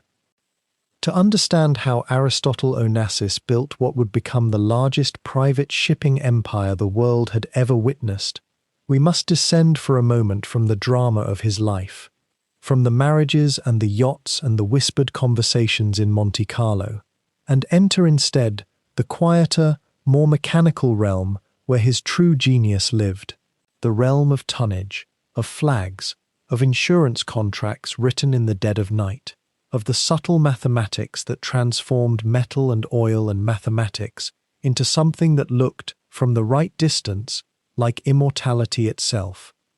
Imagine for a moment a single ship, not the gleaming Christina O, that floating palace you might picture in your mind, but rather one of the working vessels that actually generated Onassis's wealth, a tanker, vast and ungainly, designed not for beauty, but for capacity. Picture her sitting low in the water, her hull painted grey or rust-stained brown, riding the curve of a swell somewhere in the middle of the Mediterranean. She displaces perhaps 15,000 tons, perhaps 20. She is bound for the Persian Gulf to collect crude oil, then bound for Rotterdam or Singapore, then back again, the cycle repeating itself like the breath of an industrial god. And every moment she remains at sea, every nautical mile she travels, she is generating profit. Not glamorous profit, not the kind of profit that appears in newspaper society pages, but profit nonetheless, steady and vast and compound. This was the true secret that Onassis had grasped, almost instinctively, from his earliest days in the business. While other ship owners focused on owning a handful of vessels they could point to, naming them after their wives or their vanities, Onassis understood that the real wealth lay in movement and scale, in sheer volume, in the ability to keep ships running without pause, always loaded, always traveling, always earning. It was a philosophy that had nothing to do with the romance of the sea, and everything to do with the relentless arithmetic of capitalism. But to run such an empire, one needed to understand, or, more precisely, to exploit, a vast and bewildering web of maritime law and custom. And here, too, Onassis proved prescient. Long before he became a household name, even before he had accumulated the capital to build his fleet, he had studied the deep architecture of how ships were registered, taxed, insured, and moved across international waters. And he had discovered something remarkable. The maritime world operated according to rules that were far more flexible, far more negotiable than the rules that governed business on land. Consider the question of flags. Every ship, by international maritime law, must be registered under the flag of some nation. The flag determines which nation has legal jurisdiction over the vessel, which maritime code applies to its operations, and which government collects the fees and taxes associated with its registration. For centuries, major shipowners had registered their vessels under the flags of their own nations. British merchants flew the Union Jack. Norwegian merchants flew the Norwegian Cross. It was a matter of tradition, of patriotism, of the intimate link between a merchant fleet and the strength of the homeland. But in the 1930s, as Onassis was beginning his expansion, a different practice began to emerge. Nations with large maritime traditions but smaller modern fleets, Panama, Liberia, Honduras, began offering something extraordinary to foreign shipowners: the ability to register vessels under their flags in exchange for modest fees, coupled with remarkably lax regulation and taxation. These became known as flags of convenience, though the term contained a judgment that the practice itself did not warrant. From the shipowner's perspective, it was not a matter of convenience, it was rational economic calculation. Why would an owner pay substantial registration fees and submit to rigorous labor regulations, safety inspections, and maritime codes when he could register the same vessel in Panama, pay a fraction of the fee, and operate with a degree of latitude that would be unthinkable in London or Hamburg?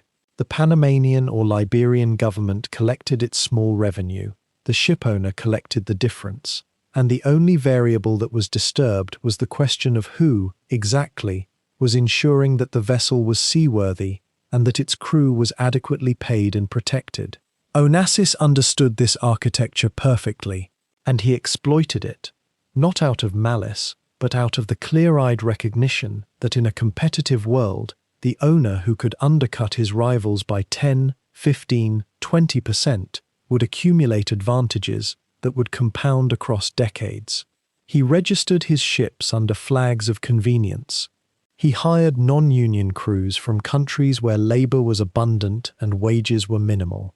He maintained vessels with the kind of focused efficiency that sometimes approached austerity. And in doing so, he created an operating model that other shipowners, whether they wanted to or not, found themselves forced to imitate. The result was not a moral question, at least not one that seemed immediate. The result was simply the gradual transformation of how the maritime world worked. There was also the question of insurance, which functioned as a hidden layer of financial engineering beneath the visible operation of the fleet. When you own a ship, a vessel worth hundreds of thousands or even millions of dollars, you do not simply hope that nothing goes wrong. You insure the vessel against loss. But the calculation of insurance is not simple. It depends on the age of the ship, its maintenance history, the route it travels, the kind of cargo it carries, the experience of its captain and crew. It depends, too, on the judgment of insurance brokers and underwriters, men who had to make assessments about risk and probability on the basis of limited information. Onassis, once again, seemed to possess an intuition for how to work within and around these constraints. He cultivated relationships with insurance companies and brokers. He presented himself as a serious operator, which he was, even as he pushed against the boundaries of what insurers preferred. He understood that an old ship, if properly maintained and carefully deployed, could be insured more cheaply than a newer vessel that might carry more reputational risk. He recognized that there were moments in market cycles when insurance costs dropped, when insurers were hungry for business and therefore willing to write policies at rates that seemed almost generous. A shrewd operator could time his acquisitions of new vessels to coincide with those moments, locking in favorable rates that would persist even as the market hardened. The tanker business itself represented a particular genius of Onassis's approach. In the early decades of the 20th century, ships had been primarily designed to carry discrete cargo, boxes of goods, barrels of wine, containers of manufactured items that needed to be loaded and unloaded with relative care. But as the 20th century progressed, oil became the lifeblood of the modern industrial world. Tankers, vast floating containers designed to carry liquid crude from the wells of the Middle East to the refineries of Europe and America, became the most efficient way to move that essential commodity. Onassis recognized, perhaps earlier than most of his competitors, that the tanker business was where genuine scale could be achieved. A tanker could be loaded in the Persian Gulf, could travel for weeks, and could arrive in Rotterdam carrying hundreds of thousands of barrels of oil. The voyage could then be repeated, endlessly, the vessel and its crew forming a kind of machine for converting distance into profit. Moreover, the tanker business had an inherent volatility to it. When oil demand was high, tanker rates soared, and ship owners could charge extraordinary premiums to move their cargo. When demand was low, rates collapsed, and owners found themselves with expensive, underutilized vessels. But this volatility, in a sense, was Onassis's true playground. An owner with a large cash reserve and strong credit could buy tankers when rates were low, could hold them without deploying them if necessary, and could then put them to sea when rates recovered. Meanwhile, competitors who lacked that financial cushion found themselves forced to sell vessels at fire sale prices simply to generate operating capital. Over time, this created a winnowing effect. The large players grew larger, the small players were absorbed or eliminated, and Onassis, with his superior financial position and his willingness to think across long time horizons, found himself in a position to accumulate vessels and power at an accelerating rate. There was also, we might say, a hidden element of psychology at work. The maritime world, despite its international character, was in many ways quite intimate. Ship owners knew each other. They attended the same conferences. Their brokers and insurers and ship chandlers formed a small, interconnected community. Within this world, reputation mattered enormously. A man who paid his bills on time, who maintained his vessels responsibly, who did not engage in obviously fraudulent practices, such a man could access credit and opportunity far more easily than a stranger. And Onassis, despite his outsider status as a Greek among the maritime establishment, had cultivated an image of himself as exactly this sort of operator, serious, reliable, a man of his word, at least in the realm of commerce. The reality, of course, was sometimes more complicated. There would later be questions about the age and condition of some of his vessels, about whether certain safety protocols had been observed, about whether the line between aggressive cost-cutting and genuine negligence had been crossed. But in the decades when he was building his empire, such questions remained largely unasked. The ships carried their cargo, the owners collected their profits, and the machinery of maritime capitalism continued its relentless grinding. One might pause and ask, what is the human cost of an empire built on such principles? What did it mean that every dollar saved through lax labor regulations, through flags of convenience, through minimal maintenance, had to be extracted from somewhere. Often, that extraction was invisible. It came in the form of slightly lower wages for sailors in Calcutta or Mumbai. It came in the form of minimal safety equipment on vessels that were aging but still profitable. It came in the form of delayed maintenance that was cosmetic but not fundamental. The illusion of soundness without the reality of absolute security. But such questions were not at the forefront of the minds of the men who operated within this world. Or at least, they were not questions that interfered with the central work of accumulation. Onassis lived in a time when the conscience of the world, or at least the conscience of the Western world, was still learning to think in such terms. Environmental questions, labor questions, the hidden human cost of economies of scale. These were concerns that would crystallize later, in the 1960s and beyond, as consciousness expanded and activists began to ask uncomfortable questions about the price of affluence. For now, in these post-war decades when Onassis was consolidating his power, the business was simply the business. The ships moved, the cargo was transported, the profit accumulated. And the man who had arrived in Buenos Aires with next to nothing, who had been shaped by the catastrophe times. There is a peculiar geometry to the lives of the very wealthy, a kind of crystalline architecture that forms around them when their fortune becomes large enough, when ships become not singular vessels but fleets, when the world itself seems to bend toward their will. And it was in this crystalline, gleaming space that Aristotle Onassis chose to marry, in the years just after the Second World War had ended, when the shipping world was roaring back to life and fortunes were being rebuilt on a scale that astounded even those accustomed to abundance. The woman he married was Tina Livanos, daughter of one of Greece's other great shipping magnates, a union that seemed, on the surface of it, absolutely inevitable. Two dynasties merging, two fortunes becoming one even larger fortune. The kind of marriage that society columns celebrated with knowing smiles about dynasties and bloodlines and the proper ordering of the merchant world. Tina came with her own considerable inheritance, her own educated grace, and a family name that carried weight in every port from the Aegean to the North Sea. They moved through their courtship and marriage with the smooth efficiency of people who understood exactly what they were doing, who recognized in each other not just romantic partnership, but a kind of strategic completion. The children came, as children do in such circumstances, with a sense of inevitability about them. Alexander was born first, in 1948, a son to carry forward the name and the empire, a boy born into silk and salt water in equal measure. Christina followed 2 years later, a daughter with her father's dark eyes and a spirit that seemed, even in infancy, to contain something fierce and restless.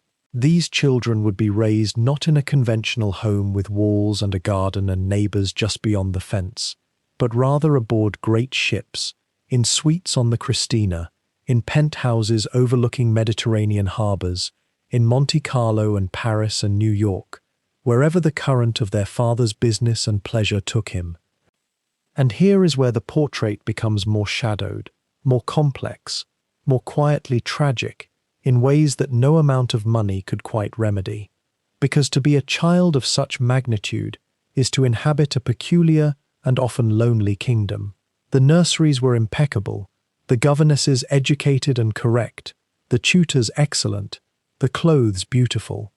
There was nothing material that Alexander and Christina lacked, and yet there existed between them and their parents a particular kind of distance that comes from being raised in the presence of vast ambition, of being, oneself, somewhat secondary to the machinery of empire. Aristotle Onassis was not a man present in small domestic moments. He was not a father who sat at table with his children and asked about their day with genuine curiosity about their inner lives. He was a man whose mind was always elsewhere, calibrating markets, negotiating with governments, calculating tonnage and profit margins, and the intricate mathematics of power. When he was with his children, he was somehow both magnificently generous and fundamentally absent, capable of granting them anything except the one thing they might have truly wanted, which was his sustained and undivided attention. He could give them the world on a silver platter, but he could not quite give them himself. Tina, too, found herself in a position that grew increasingly isolating as the years progressed.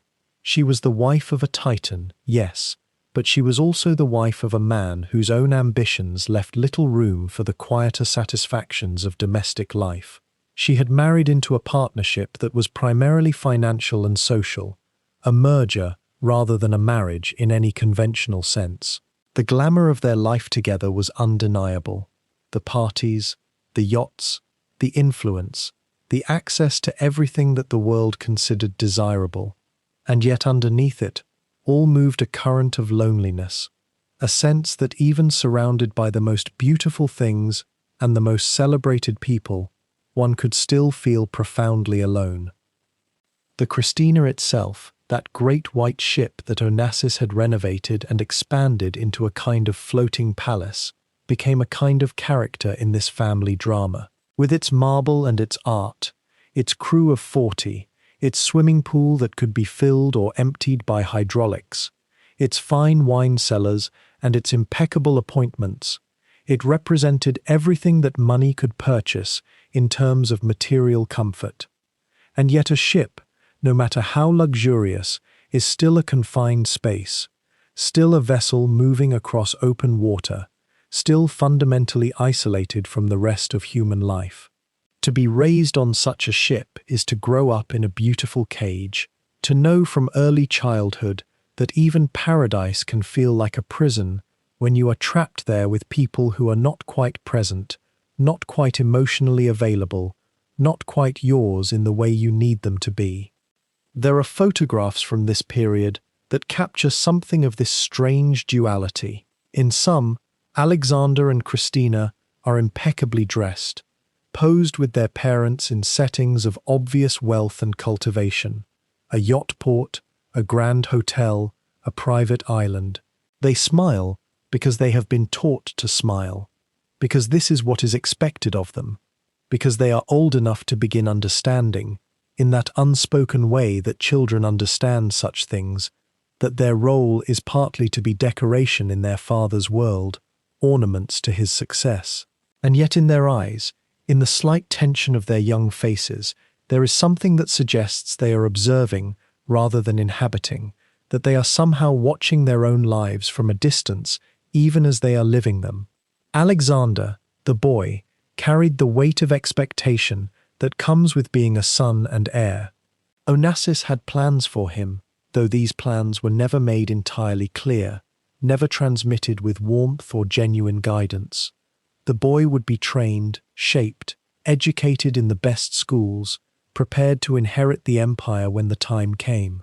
But what does such preparation mean when it is delivered without affection, when it is presented as obligation rather than opportunity, when the father's vision for the son is primarily a vision of continuity rather than of human flourishing?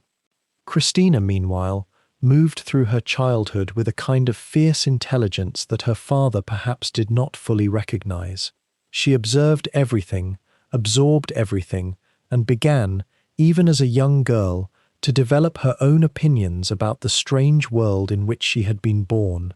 She was intelligent and sensitive, and rebellious in subtle ways, the kinds of rebellion that girls are often allowed to express only obliquely, through mood and withdrawal, rather than through direct challenge. She loved her father and resented him in equal measure, a duality that would shape her entire life.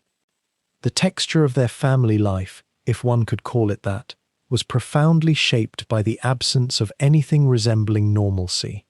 There were no neighborhood friends, no school dances, no ordinary childhood rituals that might have grounded them in something stable and recognizable.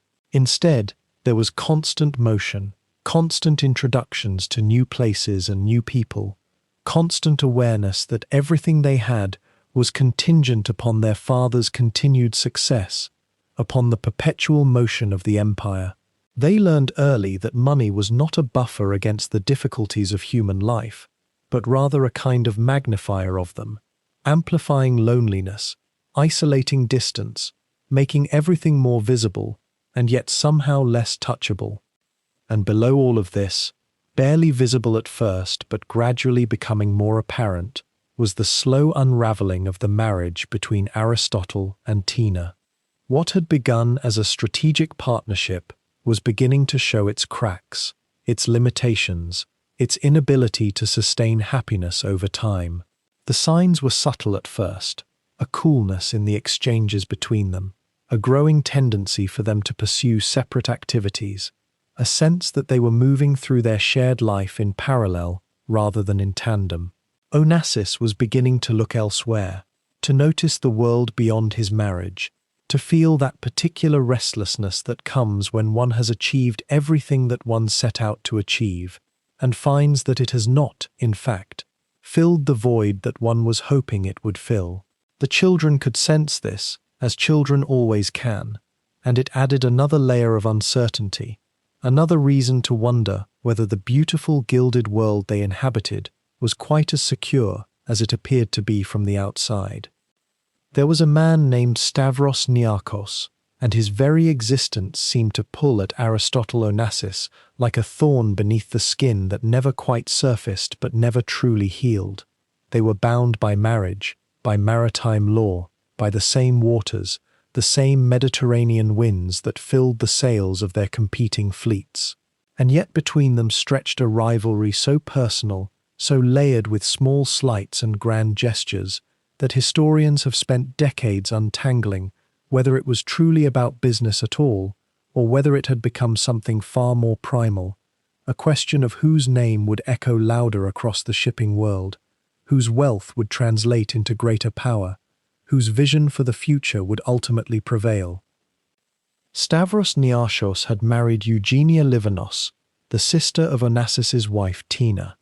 They were, by the calculations of the 1950s and 60s, two of the most powerful shipping families on Earth, and the marriage had seemed like a natural alliance, a joining of dynasties. Instead, it became the foundation for one of the most absorbing power struggles in European business history, one conducted not in boardrooms or through hostile takeovers, but through an endless series of almost ceremonial declarations of superiority. A bigger yacht, a finer art collection, a more beautiful island property, a more audacious ship design, a slower, more theatrical display of absolute, unquestionable wealth. The rivalry began quietly enough. In the years after the Second World War, when both men were building their empires at roughly the same pace, there was professional respect between them, the kind of respect that exists when two competitors know they are playing on equal ground. But as the 1950s deepened, something shifted. Onassis seemed to move ahead. His ships were faster, his deals more audacious, his instinct for the next profitable route more finely tuned. And Niarchos, watching from across the Mediterranean, felt the distance growing.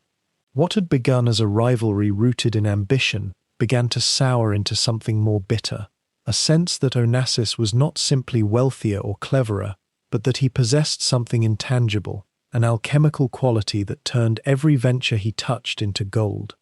Consider, for a moment, the particular pain of being the second best at something when you have devoted your entire life to being the best. Niarchos had built a fleet that rivaled Onassis's own. His tankers were modern, his business model sound, his connections to governments and bankers secure. And yet, when you stood beside Onassis in a room, the light seemed to bend toward him. When you entered into a contract negotiation, his reputation preceded him like an aura of invincibility. He had what the Greeks called philotimo, a quality untranslatable to English, something between honor and pride, and a kind of magnetic grace that made others want to follow him. And Niarchos, despite all his billions, possessed this quality less abundantly. The competition took strange forms.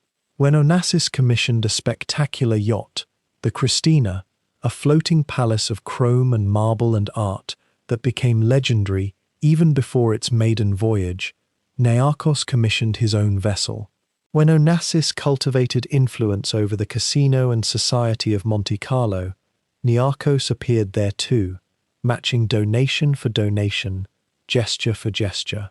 When Onassis attended an exclusive dinner with European royalty, Niarchos would arrange an even more exclusive gathering on his own island.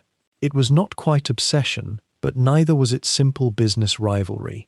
It was a form of parallel existence, a shadow boxing match played out across continents and decades. What made the rivalry genuinely complex and genuinely melancholic, if one pauses to consider it, was that both men were brilliant. Niarchos was not a lesser businessman simply because Onassis's name echoed louder. He too had navigated the treacherous waters of international maritime commerce. He too had understood the subtle geometry of flags of convenience, the intricate diplomacy required to expand a fleet in a world where nations guarded their shipping interests jealously. He too had sensed the post-war boom and positioned himself to profit from it. On paper, they were peers. In the eyes of the world, Onassis was the master, and Niarchos was the worthy but secondary figure. Some historians have wondered whether the intensity of their rivalry had something to do with the women who connected them.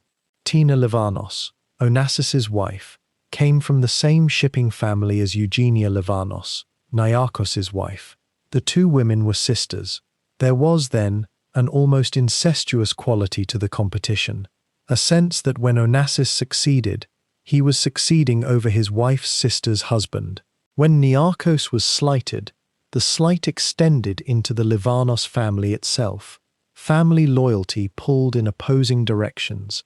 Money, ambition, and kinship created a kind of emotional knot that could never fully be untied. The decade of the 1960s saw the rivalry reach its most theatrical intensity. Onassis's wealth had become almost obscene in its visibility. He was no longer merely a shipowner, he was a figure of international intrigue, the confidant of presidents and celebrities, the man whose opinions moved markets.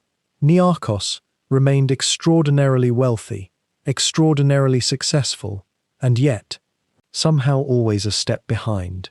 What had begun as a rivalry between two ambitious men had transformed into something more like a curse, at least from Niarchos's perspective. No matter what he accomplished, Onassis seemed to accomplish something slightly more impressive. There was, too, a matter of personal style. Onassis was charming in a way that Niarchos, by most accounts, was not. Onassis lit up a room. He told stories that held people captive. He had a sense of humor, a lightness of touch, even as he was ruthlessly advancing his interests. Niarchos, by contrast, was more austere, more formal, more the embodiment of old money and careful calculation. One man seemed to genuinely enjoy life, the other seemed to be perpetually engaged in a solemn accounting of his own superiority. Which quality, one might ask, is more conducive to happiness? And does it matter, in the end, when both men have everything material existence can provide?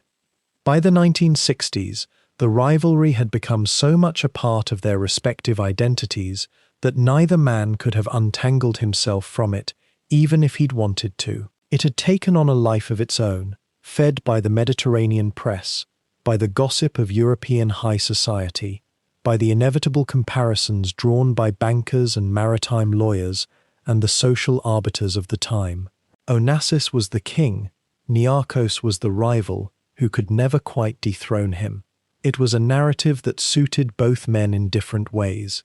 It gave Onassis a sense of validation, and it gave Niarchos a purpose beyond mere accumulation. What neither man seemed to recognize, or perhaps what they recognized but could not admit, was that this rivalry, conducted across yachts and business deals and European salons, was slowly poisoning everything around them. Their children watched it unfold. Their wives navigated its emotional currents.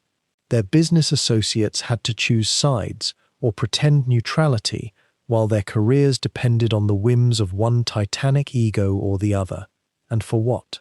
For the satisfaction of winning a game that had no clear end. no victory condition that would ever feel entirely complete. The rivalry would outlast them both, in some sense. It would be studied and examined and analyzed long after both men were gone. But in the quieter moments, in the nights aboard their yachts when the Mediterranean lapped against the hull and the darkness was almost complete, one wonders whether either man truly felt the triumph he was meant to feel. One wonders whether, in those moments, the rivalry felt less like victory and more like an old weight that had become impossible to set down. By the early 1950s, Aristotle Onassis had already accumulated more tonnage than most sovereign nations possessed in their entire merchant fleets.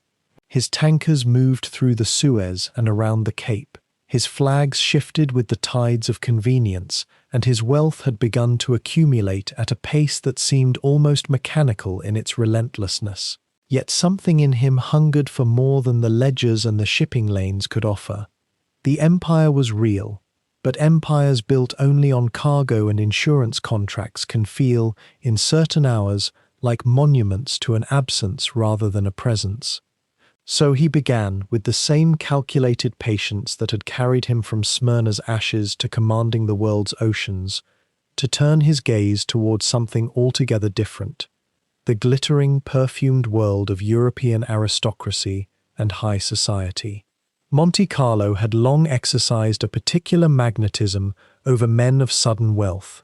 The casino gardens, the Belle Epoque hotels with their Art Deco facades, the yachts that lined the harbour like white swans in an endless pageant of arrival and departure.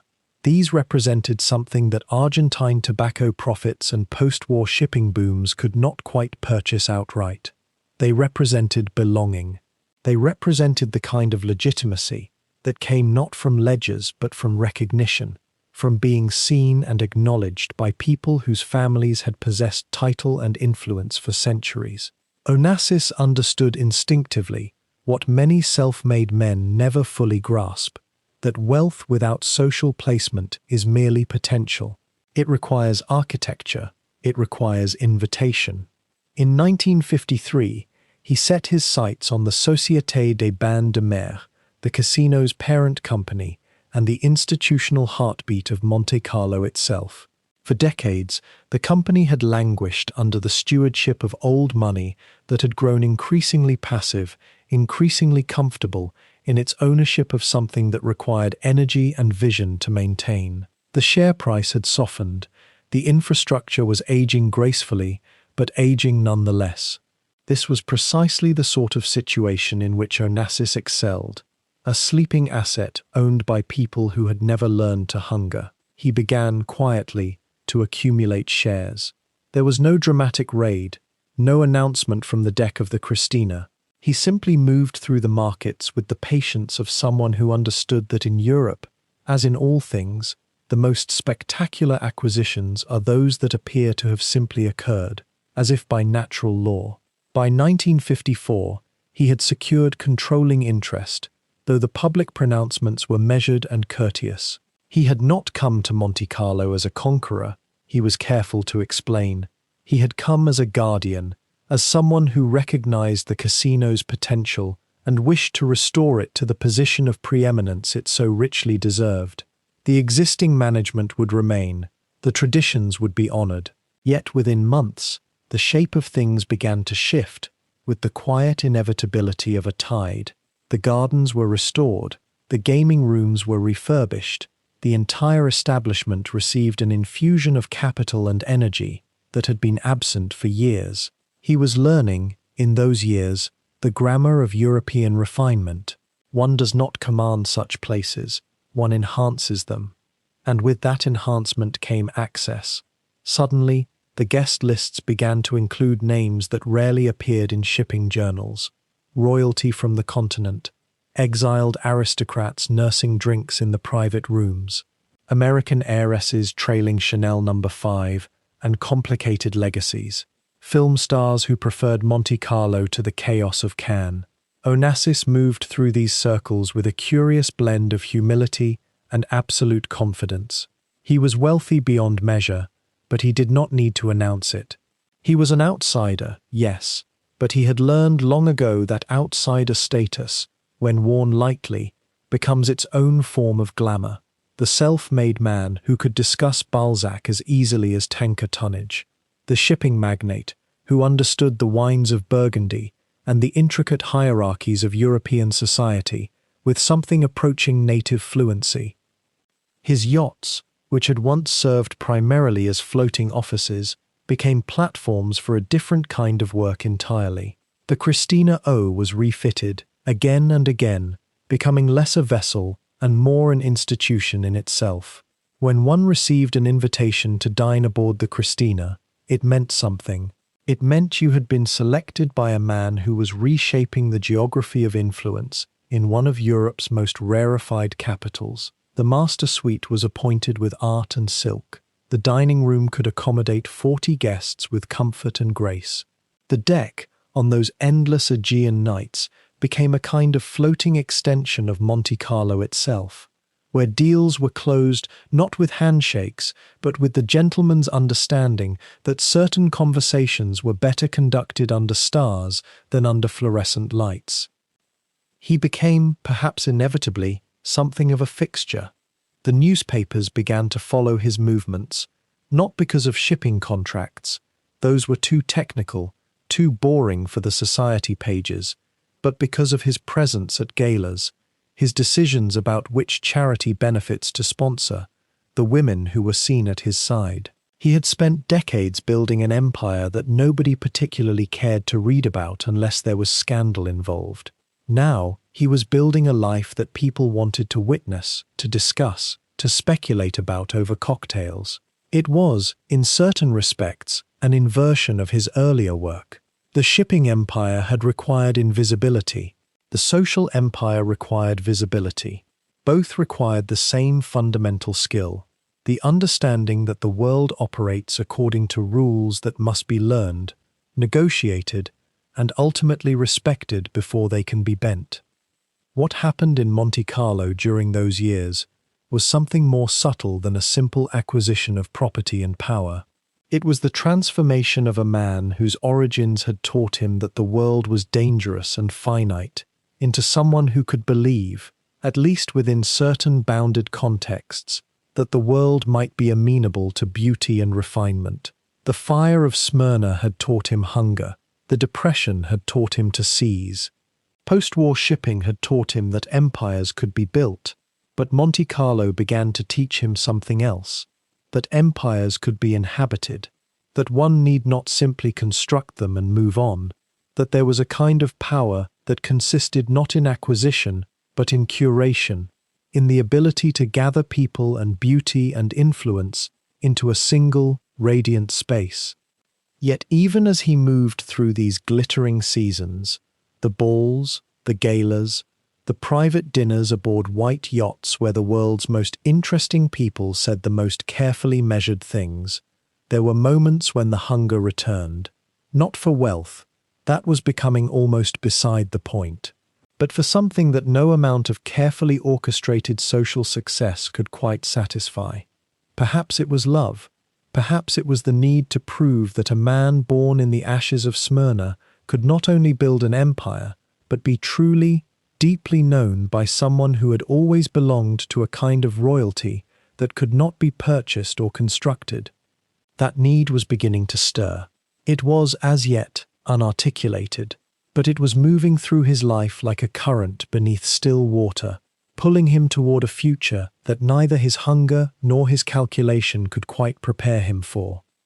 Through the autumn of 1957, there appeared in Monte Carlo a woman whose presence would alter the careful geometry of Onassis's life in ways that even he, with all his instinct for prediction and control, could not have foreseen.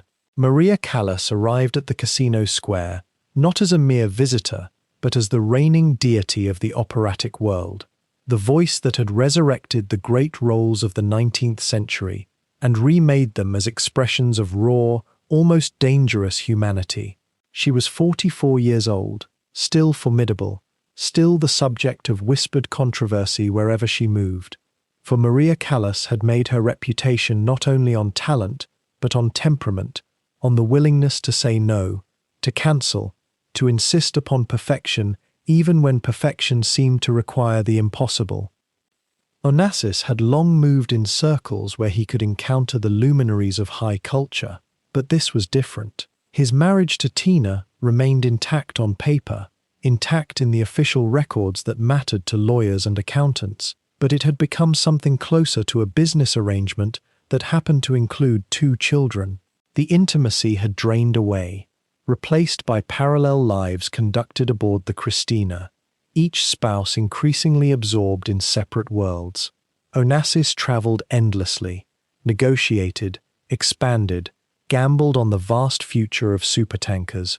Tina occupied herself with the social machinery of the wealthy, the correct dinners, the proper charities, the endless calibration of status that consumed the wives of shipping magnates. They were cordial, they were distant, they were no longer lovers, if indeed they had been for some time before. But when Callas entered a room, something shifted in the air itself. She carried with her not merely beauty, though she was, in her dark-eyed, high-cheeked way, beautiful, but an intensity of presence that seemed to acknowledge no boundary between the private and the observed. To be near her was to feel that one was participating in something genuine, something that could not be performed or merely endured. She had spent her life training her voice to express the most extreme emotional states imaginable, the ecstasy and anguish of Violetta, the rage and redemption of Lady Macbeth, the impossible longing of Medea. This was not something she could simply set aside when she left the theatre. It lived in her as a permanent condition, a kind of exquisite sensitivity to the texture of feeling itself. What drew Onassis to her, beyond the obvious magnetism? It may have been precisely this quality, that here was a woman who understood, at the deepest level, the meaning of discipline, of sacrifice, of the relentless pursuit of excellence. Here was someone who, like him, had remade herself through will and an almost ruthless clarity about what mattered. She had been born Maria Cecilia Sophia Anna Kalogopoulos, the daughter of a Greek pharmacy owner in New York. She had arrived at her greatest roles not as an heiress to a tradition, but as a conqueror, someone who studied obsessively, who demanded more of herself than any conductor or impresario ever could. In this sense, she and Onassis were kindred spirits. Both had come from modest origins. Both had climbed toward a version of immortality through sheer force of will. The friendship began, or so it was stated, quite innocuously. Onassis admired her artistry. She was intrigued by his vitality, his command of situations, his sense of humor. He would arrange for her to dine aboard the Christina. He would ensure that invitations found their way to her. And gradually, as these things happen when 2 people of remarkable self-possession and loneliness find each other, the nature of the relationship deepened. There were photographs, innocent enough on their surface, but their very existence began to trouble the carefully maintained fiction of Onassis's marriage. The press, which had previously treated Onassis with the deference usually reserved for men of his wealth and discretion, suddenly discovered in this entanglement a story of irresistible human dimensions. Here was the world's richest shipowner, suddenly besotted with the world's greatest living soprano. Here was a marriage dissolving in public, not through scandal but through the simple, irreversible process of 2 people discovering they could no longer pretend. Tina had known, of course. Wives always know, or come to know in the way that knowledge arrives not through evidence, but through the absence of certain kinds of warmth, the presence of certain absences. But to know and to have it documented in the photographs that appeared in newspapers across Europe were different matters entirely. The intimacy of their affair, if it can be called that, and there remains a certain ambiguity in the historical record about its precise nature, seemed to lie less in the physical and more in an extraordinary meeting of minds and sensibilities. They would sit together for hours aboard the Christina as it rocked gently on Mediterranean waters, speaking of art, of music, of the nature of beauty. Callas would sing, sometimes, the great arias that had made her famous, and Onassis would listen with an intensity that suggested he was hearing them not as performances, but as conversations conducted entirely in emotion. For a man whose days were ordinarily consumed with tonnage calculations and the brutal mathematics of shipping routes and insurance premiums, this represented a kind of transcendence, a glimpse into a realm where calculation yielded entirely to feeling. And yet it was precisely this quality that made the relationship so destabilizing to the fabric of his life. Callas was not someone who could be managed, cajoled, or subtly redirected. She operated according to her own fierce internal compass, her own understanding of what she required and deserved. She had walked away from the greatest roles in opera to pursue relationships that mattered to her. She had forgiven orchestras and impresarios who had wounded her, and she had refused to forgive those whom she felt deserved no mercy. She was not available for compromise, not truly. And this was, perhaps, what Onassis found most intoxicating and most troubling about her, that she represented, in human form, the very principles he lived by, but applied to the realm of the heart rather than commerce. As 1958 progressed into 1959, and the years accumulated their weight of small betrayals and public humiliations, Tina's position became increasingly untenable. The marriage, which had produced 2 children and had served as the foundation for much of Onassis's early social positioning, began to crack not with dramatic suddenness, but with the slow inevitability of rust spreading across steel. Friends offered counsel. Lawyers were consulted. There remained, still, the question of what one did when confronted with the dissolution of a union that had been arranged partly along dynastic lines, partly along genuine affection that had simply run its course. The children, Alexander and Christina, observed all of this with the particular acuity of young people forced to understand that the world of adults was far more complicated, far less reliable than they had previously believed. The golden world of the Christina O, the endless Mediterranean voyages, the sense of privilege and security, all of it was being refracted now through the lens of their parents' unhappiness, their parents' very public entanglement with other people who seemed, to the children, to matter more than they did themselves. Yet beneath the marble and the gilt, within the salons of Monte Carlo and the decks of the Christina, something quieter and far more tender was unraveling. Alexander and Christina, the 2 children born of Aristotle and Tina's union, grew up watching an empire expand, while the hands that built it grew colder toward each other. They witnessed, perhaps more acutely than most children ever could, the peculiar loneliness that wealth and power create when love begins to fade. Young Alexander, born in the late 1930s, inherited his father's precise mind and his mother's grace. He was, by all accounts, the son Onassis had shaped in his own image, keen on figures, interested in ships, capable and cool. But he grew up largely in the company of nurses and instructors aboard vessels that sailed between continents, in villas staffed with dozens of people who answered to his name, but not to his heart. Christina, born a few years after her brother, possessed something of her father's ruthless ambition and her mother's emotional hunger. The daughter of a shipping magnate, she was dressed in the finest clothes, educated in the world's best schools, yet she watched her parents' marriage dissolve not in the privacy of a suburban home, but under the relentless gaze of international society. The 1950s and early 1960s were the years when Onassis's attention, once divided between the demands of empire and family, began to fracture in ways the children could not help but perceive. The yacht trips that had once been family occasions became something more fraught. Onassis, now consumed with the vast machinery of his shipping concerns, his negotiations with governments, his acquisitions and reorganizations, was present in body but often absent in the way that matters most to a child, in attention, in undivided affection, in the simple acknowledgement that their existence mattered more than the next contract or the next expansion of the fleet. And Tina, his wife, found herself in that particular trap that has caught so many women married to men who love their work more than they love their wives. She was the keeper of a household that sprawled across multiple continents. She was the mother of 2 children who rarely saw their father for consecutive weeks.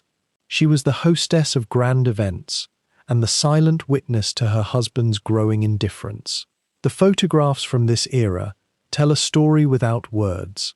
Tina, always impeccably turned out, always smiling in the formal sense, but with something in her eyes that suggests a woman learning to live alongside her husband rather than with him. Children sense these things with an almost supernatural clarity. They do not understand the economics of shipping, nor the pressures of maintaining a multinational enterprise, nor the 1,000 small decisions that drain a man's emotional reserves each day. What they understand is whether their parents embrace each other with warmth or with habit. They understand whether dinner-table conversation flows like music or falls silent in uncomfortable intervals. They understand, perhaps most painfully, when one parent begins to look at someone else the way they used to look at each other. For Alexander and Christina, this slow dissolution came wrapped in a particular kind of privilege that somehow makes it worse. They had everything that money could buy: the finest educations, the most exclusive schools, access to the world's grandest places. Yet they could not buy the one thing their hearts required: a mother and father who still chose each other. The great irony of wealth is that it cannot protect children from the fundamental heartbreak of watching their parents' marriage fall apart. In some ways, it intensifies the pain, because the failure is so visible, so public, so impossible to hide behind the comfortable fiction that these things happen only in other families. When Onassis first became involved with Maria Callas, the change was not sudden, but it was unmistakable. The legendary soprano was everything that Tina, by this point, had slowly ceased to be in his eyes. She was a great artist, a woman of undeniable talent and presence, someone who existed in her own right rather than simply as the wife of a powerful man. She was also, quite crucially, not the mother of his children. She did not come with the weight of shared history and domestic routine. She represented, in the most seductive way, the possibility of something new, something passionate, something that felt like it might still matter intensely. The children watched this unfold as children do, acutely, though perhaps not with full understanding of what they were witnessing. Alexander, old enough to comprehend the gravity of what was happening, was forced into a peculiar emotional position. He was his father's heir, his successor in training, yet also his mother's son, and increasingly the male figure in her life, as Onassis's attention drifted elsewhere. What does a young man do with the knowledge that his father has stopped being faithful to his mother? How does he reconcile the man who taught him about business and power with the man who is hurting the woman who gave birth to him? Christina, younger and perhaps more openly emotional, felt the weight of her mother's unhappiness in ways that daughters often do. She became, perhaps without anyone explicitly stating it, a kind of emotional anchor for Tina. The unspoken agreement was there: you are my daughter, and I am suffering, and you know this, and this knowledge binds us together in a particular way. It is a burden that no child should carry, yet countless children carry it when their parents' marriages begin to corrode. What makes this period particularly poignant is that Onassis was not, by the accounts available to us, a cruel man or a deliberately unkind one. He was, rather, a man of his era and his particular temperament, someone who had spent his entire adult life chasing the next goal, the next achievement, the next expansion of his power. He had built an empire that was, by any measure, staggering in its scope. But in the process of building that empire, in the years of cables and negotiations and contracts, and the 1,000 small decisions that a man in his position must make each day, he had lost the capacity, or perhaps simply failed to maintain the practice, of nurturing the intimate human connections that make life worth living. Tina, for her part, was by most accounts a woman of genuine grace and intelligence. She had not been a passive partner in the building of the Onassis Empire. She came from one of Greece's other great shipping families, the Livanos, and she understood the world her husband moved in. But understanding is not the same as being fulfilled by it. Understanding is not the same as being loved. And by the late 1950s and into the 1960s, Tina was increasingly an ornament in her own marriage, a beautiful and accomplished woman who was slowly being replaced, in her husband's deepest attentions, by a woman who sang. The question that hovers quietly over this period, the one that sleep allows us to consider without the urgency of daylight, is whether wealth makes this kind of emotional dissolution easier or harder. Does having the money to travel, to retreat to private islands, to surround yourself with beauty and luxury, does it cushion the blow of infidelity and emotional abandonment, or does it somehow amplify it? The answer, one suspects, is that it does both. The cushioning is real. Tina was never in want, never without resources, never forced to stay in a situation purely out of economic desperation. Yet that very security, paradoxically, may have made the emotional pain sharper. There was no external struggle to give shape to her suffering. There was only the slow, quiet recognition that the man she had married no longer loved her in the way she had loved him. And the children, Alexander and Christina, learned a lesson in this period that no amount of wealth or advantage could have protected them from. They learned that power and success are not guarantees of happiness. They learned that even a man who could reshape the landscape of international commerce could not seem to maintain his own marriage. They learned, too, something about the cost of empire building, that it demands a particular kind of person, someone willing to sacrifice smaller, more intimate things in service of larger ambitions. Whether that sacrifice is worth the price is perhaps a question each of them, in their own way, would spend the rest of their lives trying to answer. The photographs from the early 1960s show a family that is increasingly, visibly, coming apart. There are the formal pictures, the ones taken for society pages and magazines, where everyone is smiling and beautiful and posed just so. And then there are the candid ones, the glimpses caught by photographers when the family thought no one was watching, and in those images you can see it. You can see the distance between Onassis and Tina, measured in inches that might as well have been oceans. You can see Alexander's expression, which is beginning to harden into something more watchful, more guarded. You can see Christina, looking at the adults around her, with an intelligence and a sadness that no young girl should have to feel. The empire was still expanding, the ships were still sailing, the wealth was still accumulating, but the thing that had held the center together, the emotional core around which the beautiful surfaces had been arranged, was slowly coming loose. And everyone in the family, from the master of this vast commercial realm down to his youngest child, knew it, felt it, lived with it, the way one lives with a persistent ache in a place you cannot quite reach to heal. The world tilted on November 22nd, 1963, and in the aftermath of that terrible Dallas afternoon, the widow of a president found herself navigating a solitude most people could barely fathom.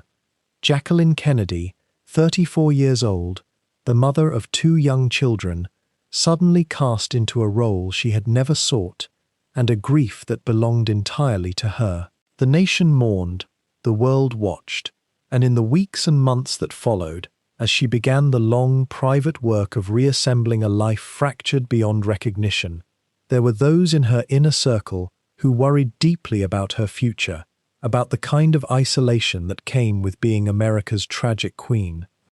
It was during this quiet period, in the grey months after the funeral, that a certain figure from the Mediterranean, a man of considerable means, Greek refinement, and a reputation for surrounding himself with the luminous and the beautiful, began to appear more frequently in stories told within Jackie's most trusted circle. Aristotle Onassis had never met the president, not in any meaningful way.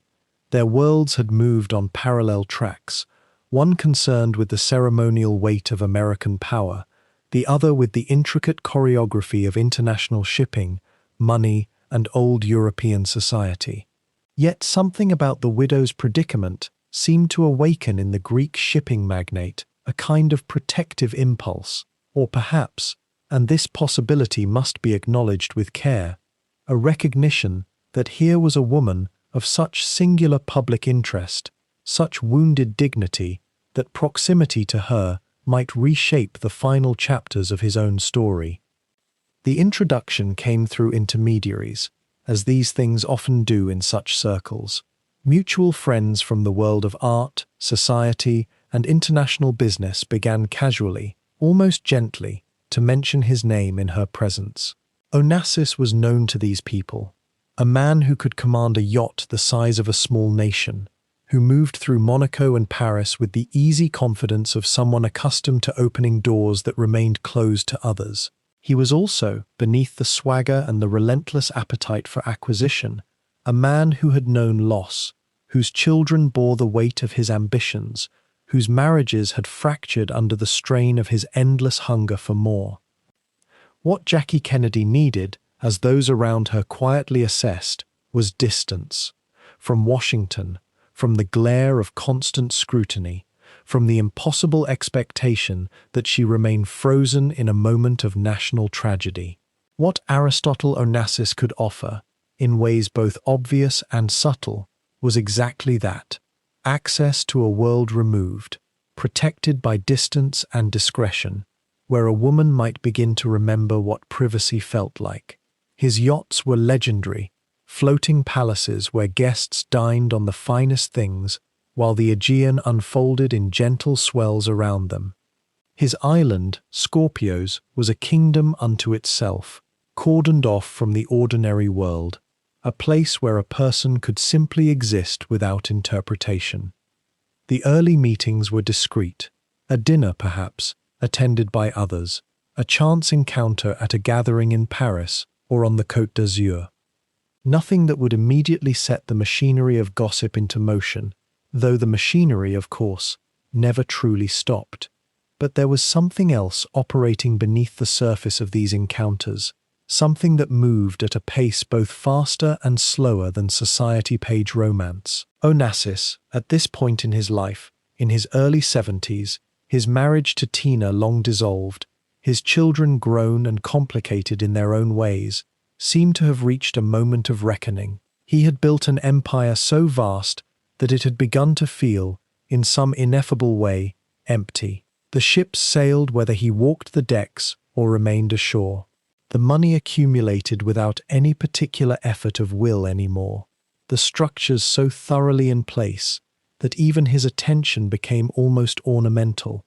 And Jackie, in her own way, was searching for something too, not necessarily love in the conventional sense, though affection and companionship would surely not be unwelcome, but rather a kind of restoration, not to what she had been before, for that version of herself seemed irretrievable, but to some new equilibrium, some way of living that didn't require her to be a symbol first and a woman second. The mutual friends who had brokered these introductions understood, with the delicate intuition of those who inhabited the highest social echelons, that something significant was forming. Not a romance in the sense that magazine writers would envision it, all passion and sudden revelation, but something perhaps deeper, a convergence of need, of understanding, of two people who had both been shaped by extraordinary circumstances, recognizing in each other something like recognition. The press, of course, was already beginning to sniff at the edges of the story. Gossip columnists had noted that the widow of President Kennedy had been seen at certain restaurants, attending certain gatherings, moving in circles that included Aristotle Onassis's name. The thought of such a union was instantly controversial, inflaming as it did multiple sensitivities all at once. The perceived desecration of the Kennedy legacy, the bridging of an almost incomprehensible social distance, the implication that a woman in mourning was preparing to move forward. It violated something in the American imagination, this idea that Jackie Kennedy might simply choose to live her own life, might seek companionship and perhaps even happiness with a man who was not American, not young, not part of the established power structure. Yet behind closed doors, in the quiet conversations between Jackie and her closest advisors, the proposition seemed less shocking than it appeared to the outside world. Her children were growing. She had decades of living ahead of her.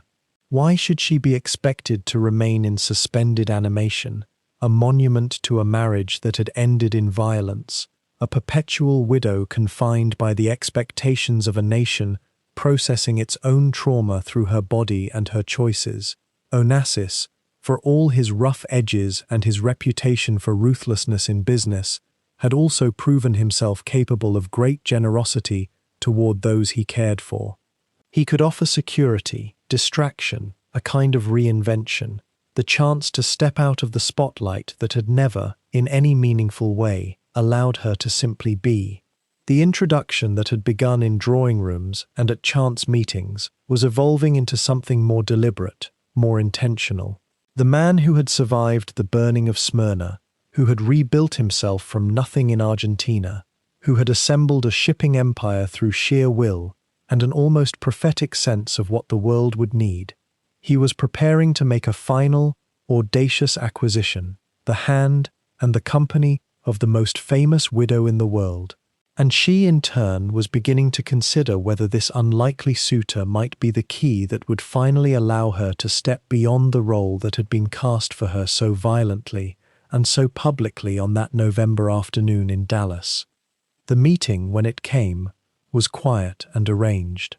It happened in the winter of 1968, nearly 5 years after the president's death, at a dinner party among mutual friends in New York. Jacqueline Kennedy had been living a measured, almost monastic life since those terrible days in Dallas, raising her children away from the public gaze, residing primarily in a townhouse on the Upper East Side, her existence narrowed to the smallest possible perimeter of trust. She moved through Manhattan like someone inhabiting a different temporal reality than the rest of the city, still dressed in black, still watched, still somehow suspended in November 1963. Aristotle Onassis, by contrast, was a man in full motion. He was 62 years old, separated from Tina, his marriage dissolving not quietly, but in full view of the international press and the judgment of the shipping world's aristocracy. His affair with Maria Callas was waning, but not yet finished, and the diva remained his most visible companion, a connection that sustained him in some ways and tormented him in others. He was restless, hungry still, despite his billions.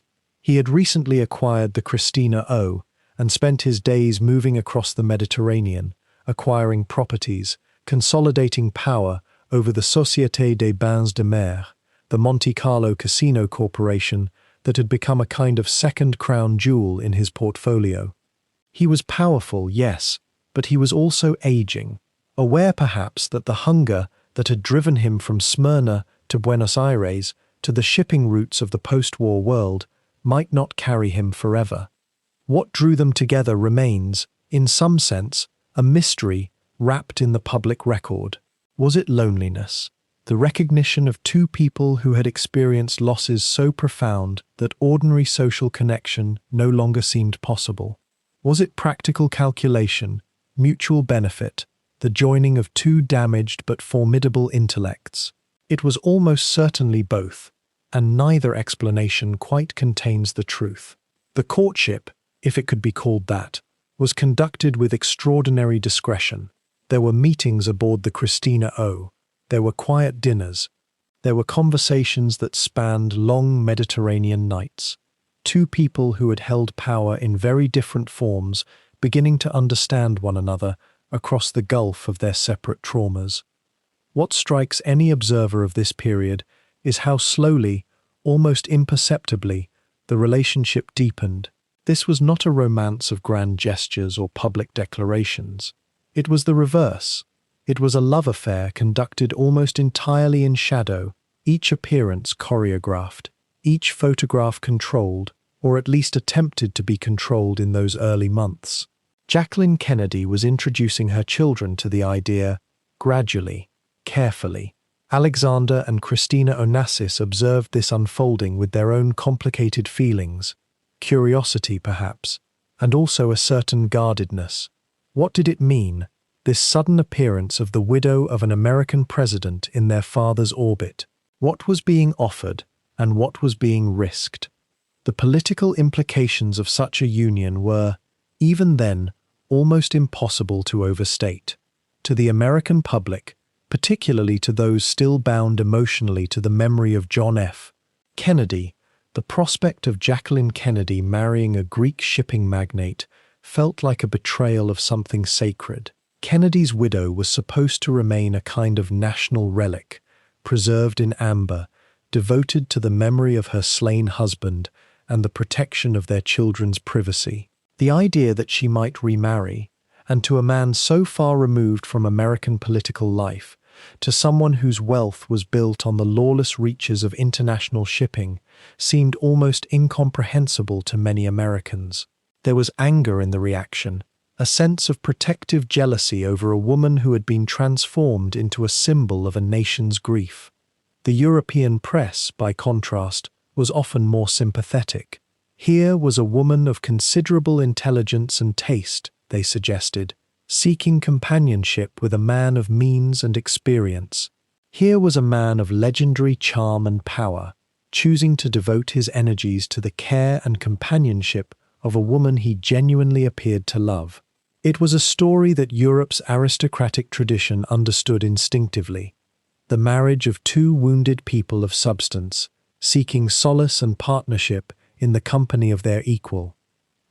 By the spring of 1968, the decision had been made. Onassis would propose.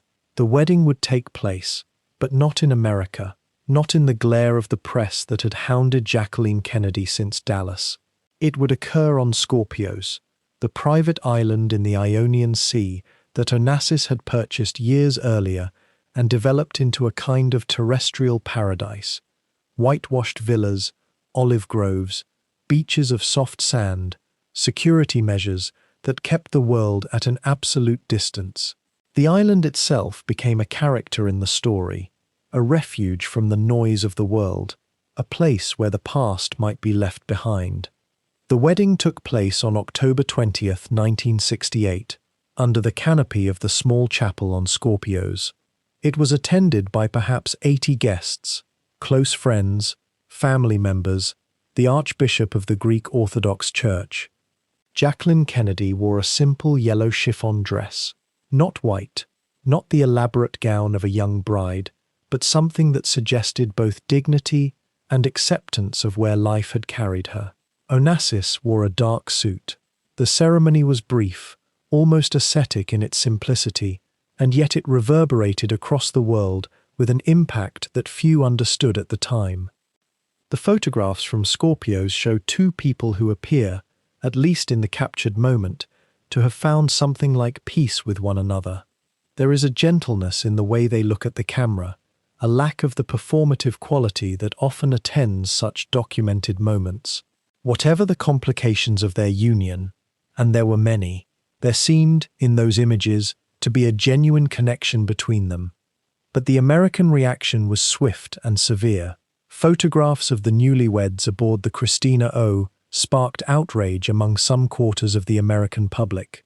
Letters poured into newspapers. The columnists, the politicians, the ordinary citizens who felt themselves custodians of Kennedy's memory expressed their disapproval with a vehemence that surprised even those accustomed to the intensity of American nostalgia. How could she? Why would she? The questions circulated in living rooms and offices and telephone conversations across the country.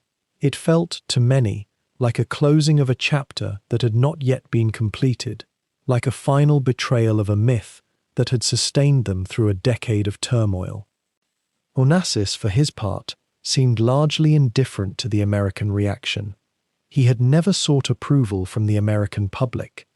His empire existed in a realm beyond such concerns, in the international waters where flags changed with convenience, and legitimacy was conferred by governments willing to recognize his interests. He had married the widow of a president, which elevated his status in ways that money alone could never accomplish. It was, in some sense, the ultimate acquisition, not a company, not an island, not a casino, but a symbol, a piece of history itself, brought into his orbit. For Jacqueline, the marriage offered something different, a retreat from the relentless surveillance of American life, the possibility of anonymity in Europe, the companionship of a man who understood, as few Americans could, the weight of living with history. She had been, for nearly a decade, a kind of prisoner of the American imagination. On Scorpios, she might finally be simply a woman again, if not quite unknown, then at least less monitored, less dissected, less required to represent something larger than herself. The early months of their marriage were lived largely away from public view, aboard the Christina O, which sailed through the Mediterranean as though the ship itself were a small nation, floating free of the complications that beset those tethered to land. One can imagine the conversations that unfolded there, two people of considerable intelligence and experience beginning the difficult work of building a life together in the shadow of the lives they had known before. The children adapted slowly. The press eventually, if grudgingly, accepted that the marriage had occurred and would endure, at least for a time. Life moved on, as it always does, carrying them toward the future that was waiting with its own particular griefs. The Christina O was never merely a vessel. She was the physical embodiment of everything Aristotle Onassis had built from ash and nerve, a floating palace of such scale and intricacy that when she first slipped into the Aegean waters in the early 1950s, there was nothing quite like her in the world. 250 feet of white-hulled steel and mahogany, with a swimming pool that descended into the ocean by hydraulic lift, with dining rooms that could seat 30 guests in candle-lit splendor, with staterooms dressed in marble and silk, and the accumulated treasures of 3 continents. Every room aboard her told a story of acquisition, of taste refined not by inherited knowledge, but by the fierce hunger of a self-made man who understood that beauty, like shipping routes, could be possessed and controlled. By the time Jacqueline Kennedy Onassis came aboard as a bride in 1968, the Christina O had already carried presidents and potentates, artists and aristocrats, through the wine-dark waters of the Mediterranean. She had witnessed decades of Aristotle's private negotiations, his quiet triumphs over rivals, his late-night conversations with his children, while the ship rocked gently in some sheltered harbor. For the widowed First Lady, stepping onto those teak decks for the first time as Mrs. Onassis was to enter a world that was simultaneously utterly foreign and oddly familiar, a kingdom constructed according to principles of wealth and power, much like the one she had inhabited as the wife of John F. Kennedy, yet ruled by an entirely different set of men, speaking a different language, navigating by different stars. The crew of the Christina O numbered 70 souls or more, captains and engineers, stewards and chefs, a personal physician, always somewhere in the shadows, ready to attend to Aristotle's various complaints and demands. They had developed, over years of service, an almost prescient understanding of their master's moods, the angle of his morning greeting, the tension in his shoulders that preceded a change in course or a sudden departure from scheduled ports. They watched with quiet, professional detachment as the new Mrs. Onassis moved through the ship's corridors, sometimes trailing attendants, sometimes walking alone, often pausing at railings to gaze out toward horizons that no longer belonged to her previous life. What did she think, one wonders, in those early mornings when the ship was quiet and the sea stretched empty in every direction, when she stood in spaces larger than most homes, surrounded by the accumulated symbols of her new husband's empire, yet somehow utterly alone. Scorpios, the private island that Aristotle owned in the Ionian Sea, was the spiritual center of this world, Purchased years earlier as a barren, rocky outcrop, he had transformed it through sheer will and considerable capital into a private paradise, a place where the rules of the public world seemed not to apply. Guest houses rose among imported gardens. A small chapel was built, its bell visible from the water. Pathways were carved through the vegetation, with the same careful attention to geometry and control that governed every other aspect of Onassis's life. It was on Scorpios, in the chapel he had constructed, that Aristotle and Jacqueline were married, a small private ceremony, guarded with such intensity that even photographs were restricted, as if the wedding itself belonged to them alone, a possession to be kept jealously from the world's insatiable gaze. The marriage, viewed from the vantage point of those closest to it, was not what the photographs in magazines suggested. Jacqueline had married a man of extraordinary wealth and power, yes, but also a man who was aging, who had already lived a full and complicated life before she entered it. He was 23 years her senior, with children nearly her own age, with decades of habit and precedent, and private conviction already deeply rooted in his being. She had married him in part, her friends and family understood, for protection. Protection from the relentless machinery of American celebrity, from the endless speculation about what comes next for a widow, from a media apparatus that treated her private grief as public property. Onassis offered something money alone could not buy: invisibility through distance, obscurity through movement. Who could track the movements of a woman aboard a private yacht traversing the Mediterranean? And yet the blending was uneasy. The worlds did not fuse so much as orbit one another, maintaining their separate trajectories within the same gravitational field. Jacqueline brought with her the aesthetic of Camelot, the refinement of old money, the intellectual curiosity cultivated at Vassar and the Sorbonne, a taste for literature and art, and the conversations of educated men and women. Aristotle's world was fundamentally different in texture, more sensual in its pleasures, more direct in its satisfactions. He appreciated beauty, certainly, but as one appreciates a painting purchased for its market value and the status it confers. With pleasure, yes, but also with a certain businessman's calculation about its worth. He was self-educated in the deepest sense, intellectually voracious but also impatient with abstractions. He wanted to own things. He wanted to move them. He wanted to see immediate results. Consider the simplest question. What did they speak about during those long evenings aboard the Christina O, when the ship was anchored in some Aegean inlet, and the stars hung so densely overhead that they seemed almost within reach? Jacqueline had lost a president. Aristotle had lost a father to displacement, a home to fire, everything he owned to the depression. They had both experienced the violent dissolution of worlds they had inhabited, yet the vocabulary for discussing such losses was entirely different. She was accustomed to introspection, to the careful passing of emotion. He was accustomed to action, to the reorganization of circumstances until they reflected his will. How does one reconcile such fundamental differences in temperament and experience? The children watched. Christina and Alexander, Aristotle's two children from his marriage to Tina, were not so young anymore. They were in their 20s when their father remarried, old enough to understand the implications, young enough still to feel the shock of their father's choice, like a personal betrayal. They had lost their mother to divorce, a scandal in the Greek shipping world. Now they were losing their father to a widow whose very name carried the weight of American history, whose presence in their lives seemed to eclipse everything that had come before.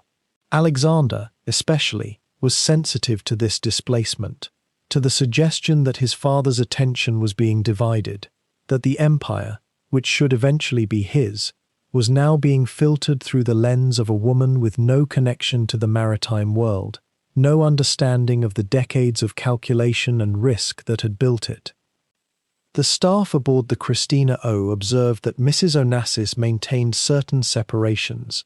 She had her own suite of rooms, her own schedule, her own preferences about meals and entertainment. She was courteous to everyone, scrupulously polite in fact, but there was a quality of watching, of keeping something in reserve. Some of those who served her in those years believed she was waiting to understand her husband's world, waiting to feel at home in it, waiting perhaps for something else entirely that never quite materialized. The ship moved through the Mediterranean, from Athens to Istanbul to the south coast of Spain, from the Italian Riviera to the islands of Croatia, an endless circuit of beautiful places that somehow failed to add up to happiness, to satisfaction, to the sense that one had arrived somewhere permanent and real. The isolation was both physical and social. Yes, they were aboard a vessel that could reach any port, visit any coast, but they were also entirely removed from ordinary life. No grocery shopping, no chance encounters, no spontaneous friendships.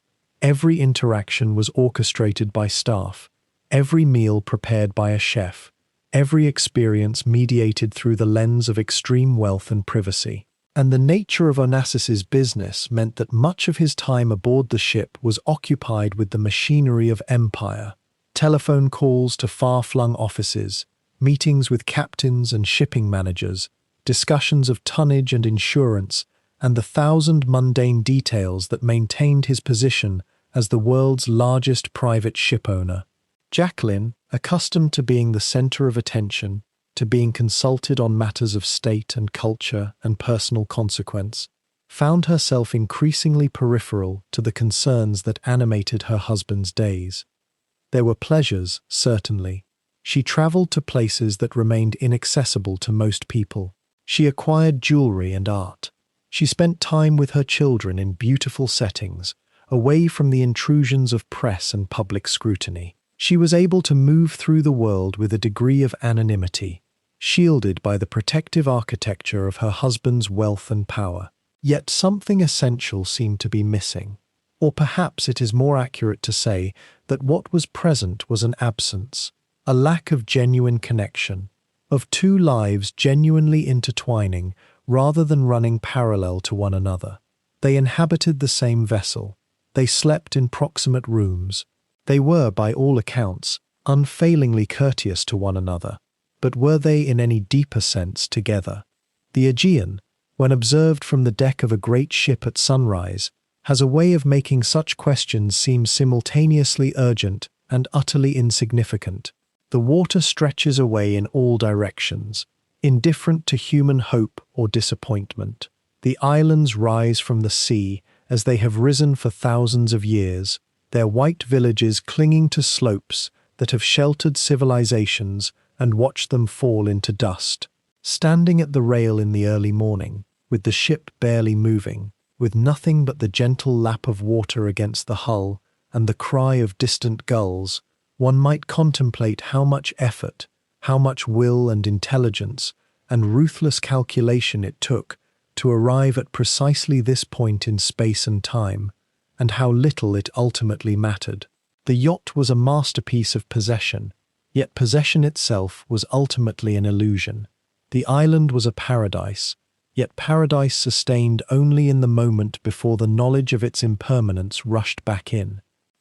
There is a photograph from the early 1960s that captures Aristotle Onassis on the deck of the Christina O, one hand resting on his son Alexander's shoulder, the boy perhaps 16 or 17, already tall, already bearing that particular combination of privilege and unease that seems to follow the children of the very wealthy. In the image, Onassis's face carries something that might be mistaken for contentment, though those who knew him understood it was more often the expression of a man surveying property he owned, rather than joy freely given.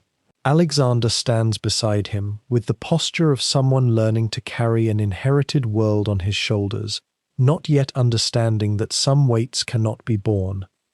The boy had been born during the war, in London, when Tina was still young, and her marriage to Onassis still held the possibility of becoming something resembling a partnership. Alexander grew up between continents, between the marble suites of hotels and the endless horizons of the sea, surrounded by the careful attentions of staff and the distant affection of a father whose love, if it existed in any conventional sense, was expressed through acquisition and provision rather than presence.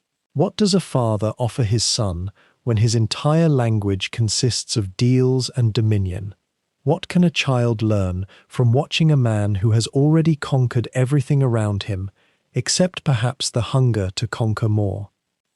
By the time Alexander came of age in the mid-1960s, his father had begun to train him in the peculiar mathematics of the shipping world. The young man showed aptitude, and something that his father sometimes recognized with what might have been approval, a coolness, a capacity to see human relationships as arrangements to be optimized. He was being groomed, subtly and relentlessly, to inherit an empire that was already beginning to reveal itself as fundamentally corroding to the souls of those who possessed it.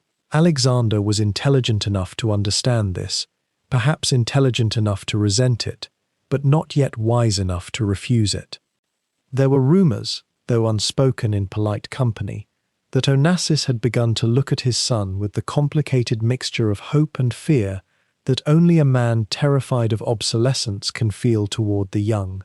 New technologies, new regulations, new competitors from countries Onassis had once dismissed. Alexander represented continuity, but also replacement. Did Onassis look at his son and see the future, or did he see the end of his own necessity? Perhaps he saw both at once, and this ambivalence poisoned whatever affection might have existed between them. The marriage to Tina was long finished by then, dissolved in bitterness and legal battles that consumed years and vast sums of money. She had retreated to Paris, collecting art and dignities while their children moved between two worlds that did not speak the same language.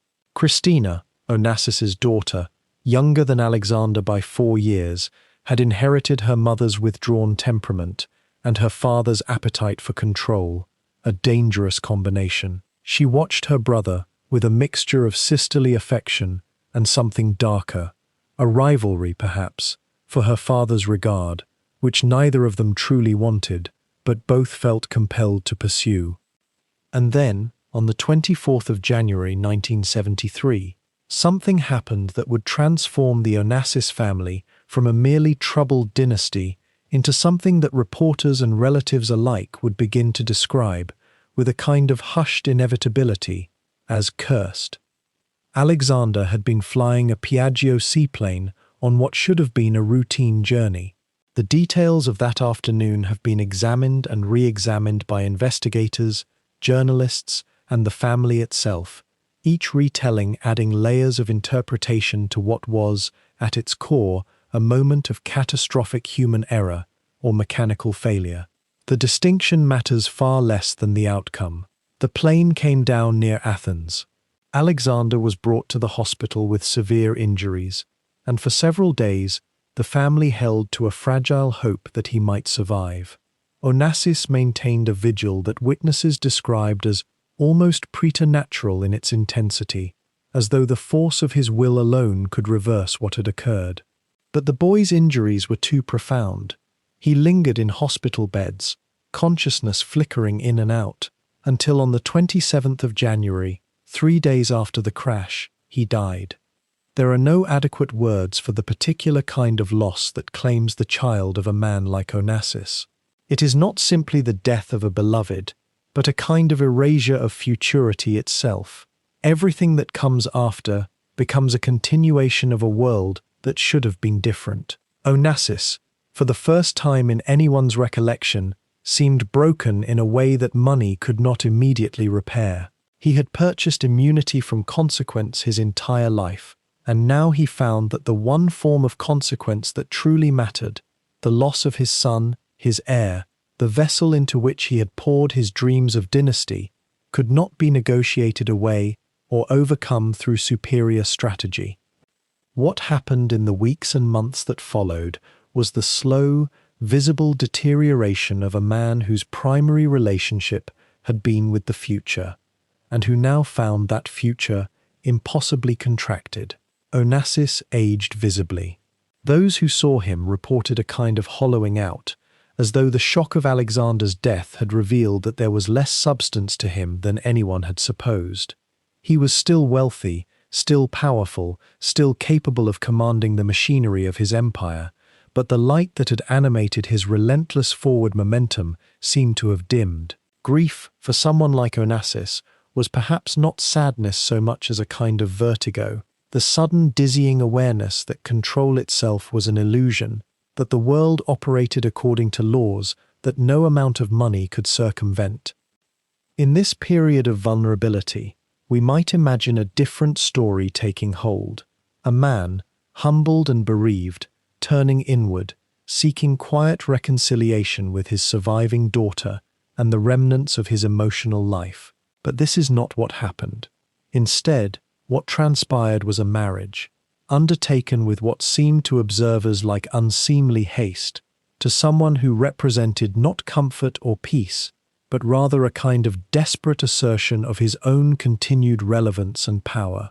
In retrospect, the union reads almost like a final gamble, a man going all in with the last chips he possessed, knowing perhaps, at some level below conscious thought, that the game was already lost.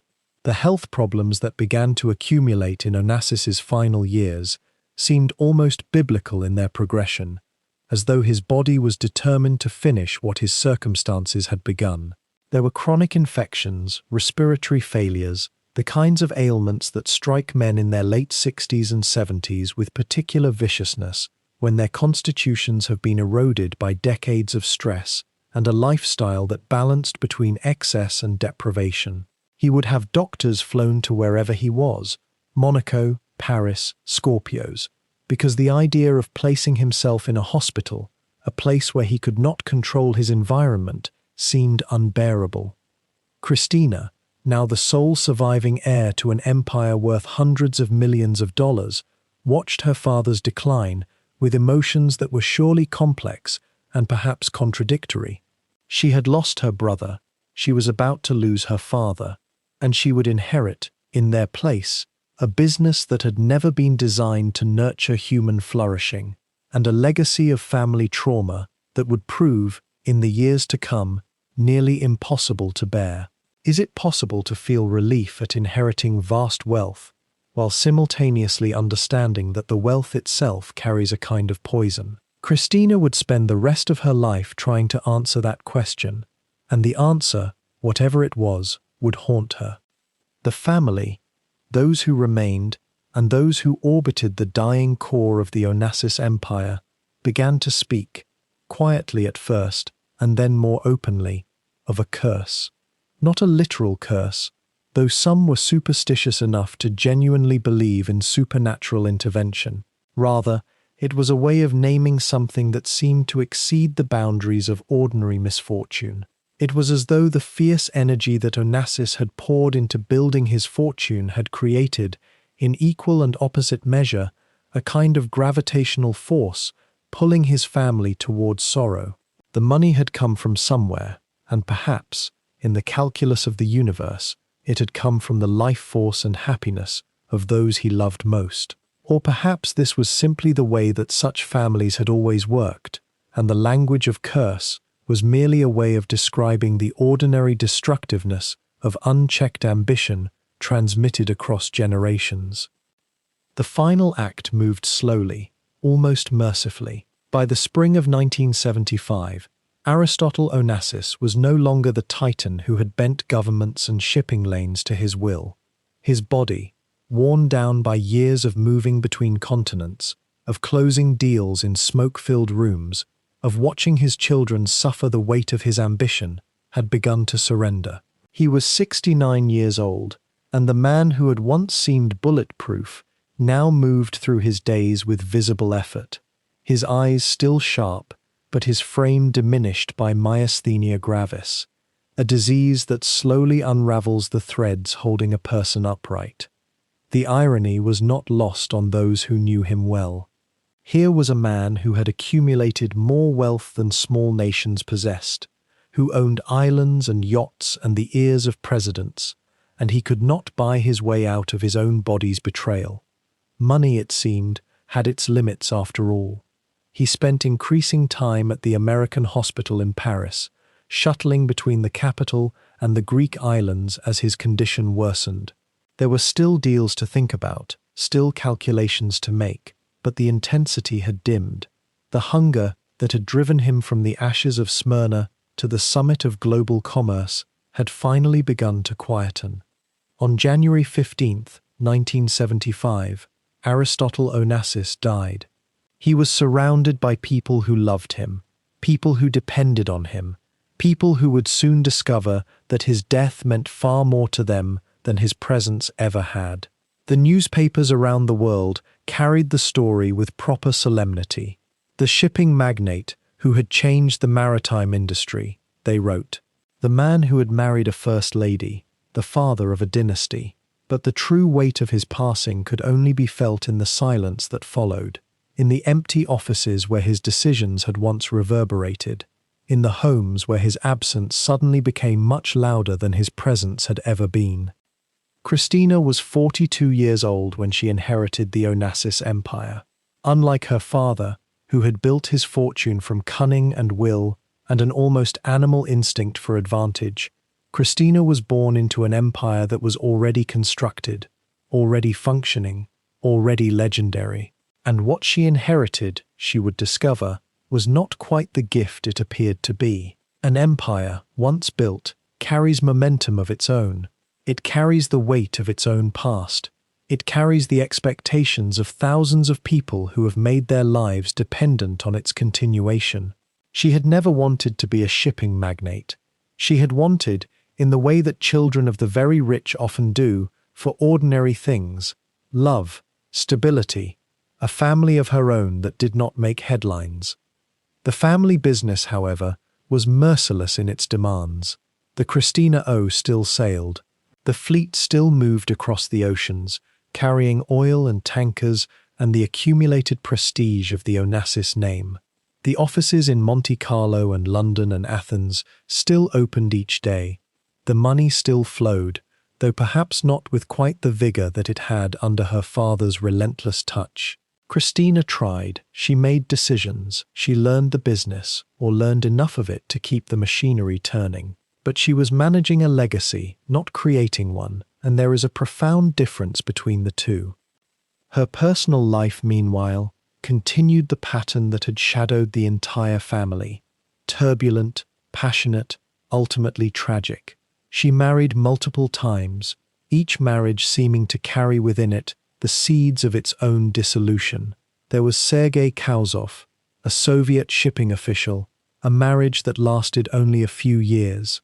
There was Thierry Roussel, a man she had loved deeply, with whom she had a daughter, Athena, born in 1985. But even this love, even motherhood, could not settle the restlessness that seemed to run through her blood like the salt water that had defined her father's life. The empire, during these years, began to shift beneath her feet. The shipping industry itself was changing. The great age of the supertanker, which had been the foundation of Onassis's greatest wealth, was entering a period of fragmentation and decline. Oil crises came and went. The world's appetite for maritime transport remained, but the extraordinary profits that had once flowed like water were becoming rarer. The empire that Aristotle had built at the crest of a particular historical wave found itself trying to stay afloat on less generous seas.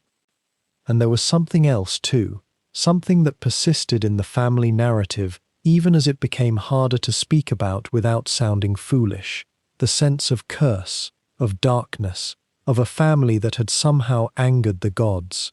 Alexander was dead. Their mother had died years before. Their father was gone.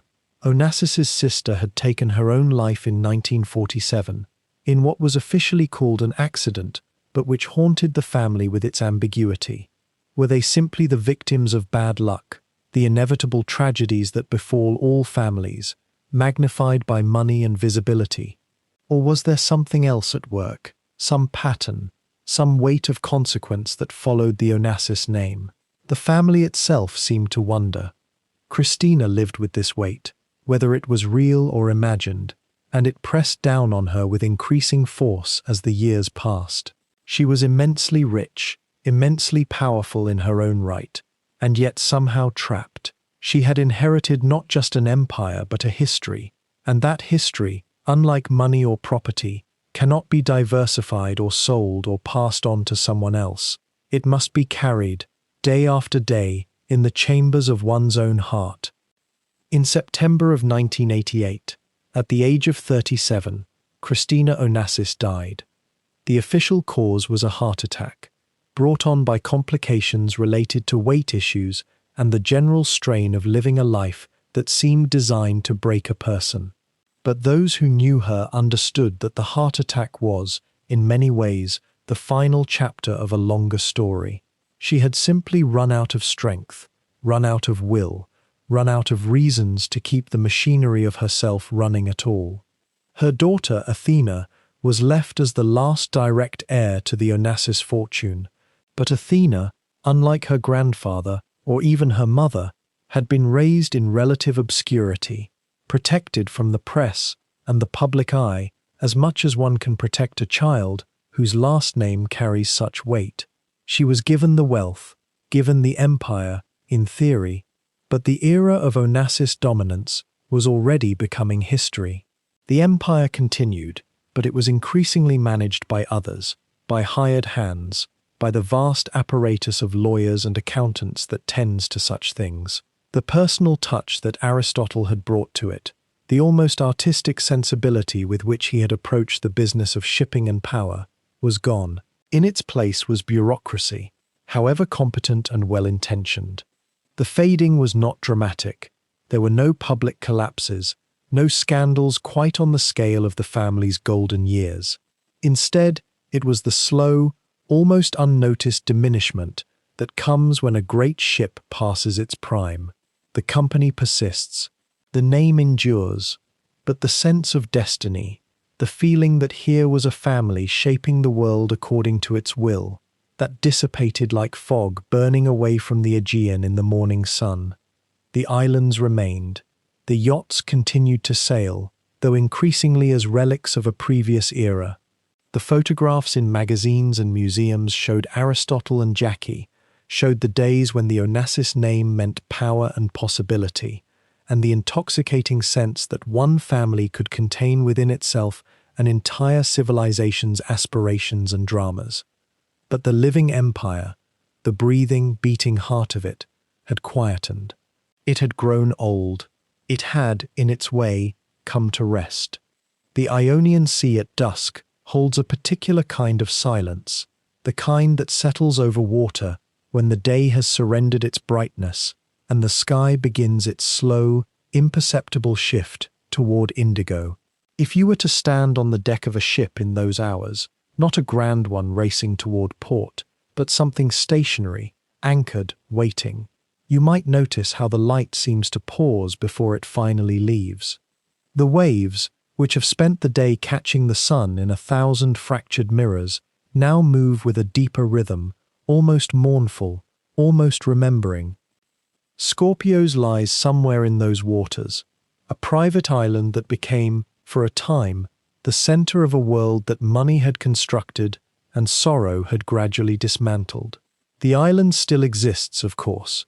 It does not vanish simply because the people who shaped it have passed into history, and perhaps that is the deepest paradox of vast fortunes and private kingdoms.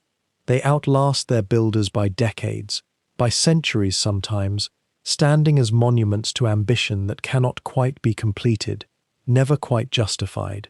What was it all for, one might ask in the gentle fog of approaching sleep, the kind of question that forms without urgency in the space between waking and dreaming.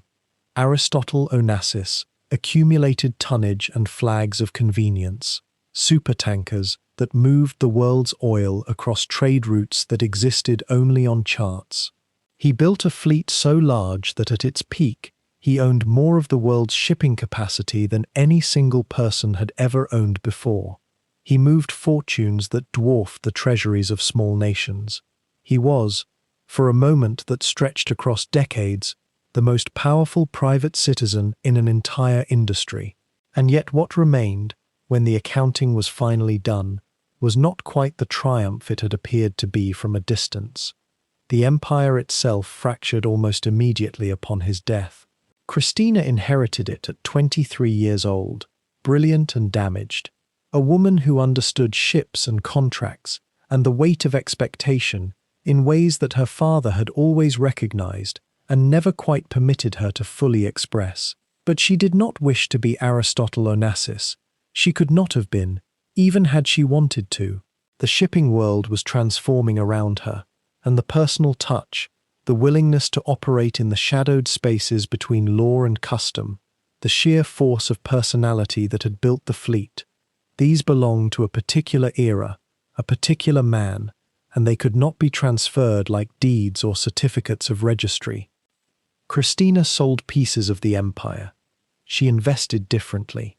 She pursued her own life with an intensity that suggested she was trying to reclaim something, though what exactly remained unclear. A successful marriage seemed, for a moment, to offer the possibility of peace, and then it dissolved. Another marriage followed, and then another, and throughout it all, there was the gnawing sense that something essential was missing, that no amount of money or love or achievement could quite fill the space where peace should have been. One might wonder, drifting in that soft space where questions need not be answered, whether this was the curse that people whispered about, not a supernatural affliction, but something more ordinary and infinitely sadder.